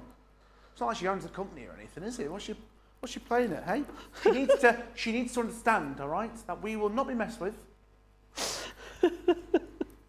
I would never say it to her face. She terrifies me. Renee said, well, Jan, this technique using multiple gilding waxes is awesome. Why don't you try this? A lot of people have never used the multiple gilding waxes. Yeah, they do play nicely together. They blend beautifully together. So even if you have all 5, if you've got all 5 colours, just go for it and have a play. What is the worst that can happen? Worst that can happen is you've wasted a bit of card. It's not the end of the world, is it? Exactly, Jan. So I've gone for the outside first, and then I'm going to pop that centre one in, okay? So again, I've just used a little bit of my red line tape down either side of these just to secure those panels. Lovely. And then what I'm going to do, because this is not... I've chopped this piece in half, so my pattern doesn't follow on properly. And obviously the OCD can't stand that. So we've got to come up with a way of actually disguising that now. So you can see there where we've got that lovely, we've stretched that 5" by 7" folder to make it into a larger design. But yeah, because of the nature that I've done it, you can see that this doesn't follow on. So all I've done is taken a couple of scraps of the black card. Oh, okay. And I've cut the tiniest little bit, the 1/4 inch strips. And I don't know if you can just pick up there that it's actually got the black, little black gems on. So I've just measured it every inch all the way down and pop those little black gems on. And literally all we're going to do is make this a feature of the card now. And it's going to cover up and create the illusion that these are actually all one piece. Now I think, did I cut those? Yeah, they're the same length as the black. So you can see there to there. That's a great idea. And now it's not as obvious that this doesn't actually follow on. And then we're going to do the same at the other side and make that become a feature of our design. So, you know, you can manipulate your design into whatever you want it to look like. Yeah, of course. So again, just to get the back, come on, you can do it. There we go. Off there. Perfect. And line this one up so it now becomes part of the design rather than, and you wouldn't know now that that wasn't all one long design. Yeah, of course. And then because we've got that lovely space in the middle, back to those little sentiments Here again. They are come. perfect. I think everybody should have these in their arsenal. They really should. Mine have stayed on the desk. They're in that little box that sits on the desk. Not just the actual wording. There are lots of others on the website that have got little picture images on, and they're just perfect for that last little embellishment that you might need. And again, I've cut that out of that lovely copper glitter card, layered it on black again just to make it a bit more substantial, and we're just going to pop that right in the centre there and pop that on again with a little bit of the wet glue, or you can use your dotty tape pen, whatever is your thing. I'm just going to use some little tiny dots, and again I'm just going to do that trick on the back of my hand. As I said, just be careful if you do have a more sensitive skin with that. I don't want anybody getting any sort of nasty reactions. Whoops. Loads of people loving this, loving that buffing up the wax. Linda said, wow, nice tip to buff the wax. It looks so fancy, says Shannon. And Bettina says that black strip with the studs or the pearls, it looks like leather. Yes, it does a little bit, doesn't it? And embossing as well looks like leather as well. It really does. And again, you know, they're here again. I'm not going to apologise for them. Ladies and gentlemen, they're here again. Their 6th appearance today on Crafters TV. Absolutely love them. And because there are so many, I always used to be very frugal with using my gems, because you only got a card that had maybe got, I don't know, 25 or so on. And I thought, I'll just use a couple. But because that box is so full, I can go to town. So what we're going to do to your house one day and everything being gemmed up. Tell Steve not to sit still too long. Steve's head covered in all gems. around the front of his baseball cap, he's got like little gems. So again, I'm going to go in the centres of those little flowers, that sort of screaming out to have a gem in, and I'm just going to do that little bit on the bottom of the design there. So hope I've remembered and got the right amount. 1, 2, 3, 4, 5, 6, 7, 8. 1, 2, 3, 4. Yeah, we're fine. Very we're good, fine. Jan. So the large ones then, I can't remember where I was going to put everything, but it doesn't really matter. I've got some silver to pick out the silver of the gilding wax, and then I've got a couple of black ones as well. So again, we'll go with the... They don't even have to be in the same place. As I say, it's artistic license. You can decide where you want things to go. So we need to put one there and one there. Lovely. All right, we'll just let that dry. Pop that back together. And as I say, it is quite a large design by nature of the size of the embossing folder. But again, you know, you can make your own envelopes with them using the enveloper, or you could make a box to pop it in. But again, you've got all that gorgeous shimmering gilding wax and then just that illusion that it is all one piece. So it's changed it from 5 by 7 to actually making a larger design there. A great card made so possible with those embossing folders. Right, let's do a demo of the show. I don't know, in a craft along, crazy. We are living not by the rules today, guys. We've got 3 wonderful cards made in this wonderful show. 3 amazing demos. Right, so number 1 was the craft along. Number 1 was the craft along, yeah. So this is the one that I'm hoping some of you guys crafted along and made with me, and I can't wait to see some pictures of those. So that was number 1, making that tunnel design using the Luscious Lilies embossing folder to create the detail on the front. Number 2, we used the inks and then that white opaque ink over the top just to highlight there. That was number 2. And then number 3, we've just done that last one where we stretched the folder and used the gilding wax to get that shimmer on that one. So 1, 2 or 3 today. A great, beautiful cards. I don't know who you're going to choose for, guys, because good luck on that. 5 minutes left on this wonderful show, so a few minutes there on your vote. Remember, we have done that wonderful craft along. If you want to watch this show back, you know, our brand new shows, 3 hours now, full of crafting goodies. We want to make sure that you get so much out of these. So we do our craft along at the start of the show. So if you want to watch it back, save the show into your playlist and come back and watch it whenever you want. Maybe you've not ordered your embossing folders and you're waiting for them to arrive. Then once they come, bam, you can get to it. You'll see as well, not only are the embossing folders the only thing that's been used on every card, the mini dies have been used on every card as well because they are a great collection of dies. The mini sentiments, when we launched these, myself and Craig, we said these are going to be one of those things which are used. I'm trying to get Keith's great technique, which he does, but I've ruined it massively. They have massively ruined it. They are, again, a brilliant set of dies which have got so many uses and going to be used time and time again.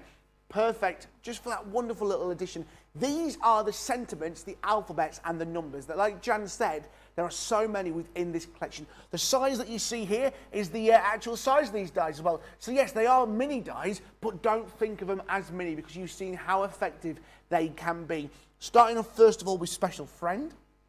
Also in this bundle with Love, Best Wishes, Just For You, Happy Birthday, Congrats, just congrats, not congrats. And you've also got numbers. Again, these are one of the most popular ones when we launched it, the numbers and the alphabet. At that price, you are getting these absolutely free. $29.94, $35.94 if you're in America. Remember as well, you've got your Club Inspire Platinum price on this as well. You've also got this wonderful collection with your opaque pigment inks as well. Perfect at a great price again. You're paying for 8, you're getting 2 absolutely free. £39, $55. Start again with the wonderful colours. First of all, you've got the Pine Tree. You've got Orange. You've got Oasis. Fuchsia. Crushed Velvet. Plum Jam. Of course, it's the wrong way round. Ocean Blue. Lemon Tonic. And these 2 you're getting free, Frosty Jade and Chinese Red. £39, $55. Again, perfect in your arsenal to have. Do you want the winner? Oh, not yet. Hold on. hold on to the winner, hold on to the winner. Water Reactive Collection, again, 10 brilliant dies. Again, you're paying for 8, you're getting 2 for free, £39, $55. You'll see some similarities in colour, but remember, water reactive dyes are completely different to your opaque pigments. Plum Jam to start, Ocean Blue, Green Topaz, Crushed Velvet, Grasshopper, Damson Wine, Bordeaux, Straw Bale, and these are the ones that you're getting free, Lagoon and Spar Blue. £39, $55. Remember, your Club Inspire Platinum price, £31.20. $45. Me and Jan are going to be back with you in an hour's time for launch party, looking back at those brilliant launches over the last few weeks and some sneaky peeks. Jan, what have we got? Maybe you can do a little tease. We're going to have a look at some storage. Yep. We're going to have, I've got some beautiful edgeable dies, one of the nicest sets I've seen. I must admit, it was hard to choose which ones to work with. And then we've got a preview coming up of some of the new things, including a new knitwear collection. Ooh, that's exciting. So join us at, what are we on, 6 o'clock here in the UK. So yeah, see what we've got. Got loads of demos lined up for you again. So absolutely. 1 p.m. at 1 p.m. 1 hour's time, but it is 1 p.m. actually on the East Coast. 1 hour's time we're back. Right. Got a demo of the show. We've got a demo of the show. Number 3. Oh, excellent. So not even the craft along, but number 3. There you go. It's been nice to actually fit some extra demos in, because normally the craft along takes up the show, doesn't it? It really so does. Yeah, that's that gorgeous gilding wax. It comes up every time. It never lets you down. It really it's such a simple technique again, and that's what I like. Things that are quick to do, but give you that wow factor when they're finished. Absolutely. That gilding wax available on the website. That price, you're paying for 4, you're getting 1 absolutely free. Like we said, Jan wants to see those wonderful pictures that you've done in that craft along. Make sure you send them to Jan. We always love to see what you've created for you. Like we said, we're going to be back here in an hour for your launch party, so make sure you join us for that. 6 p.m. in the UK, 1 p.m. East Coast, 10 a.m. on the Pacific time. Remember, you can watch the show back, join in with the craft along at any time you wish by saving the show into your playlist. Make sure you check out those baskets. We'll see you back here in an hour, and we'll see you soon. Goodbye.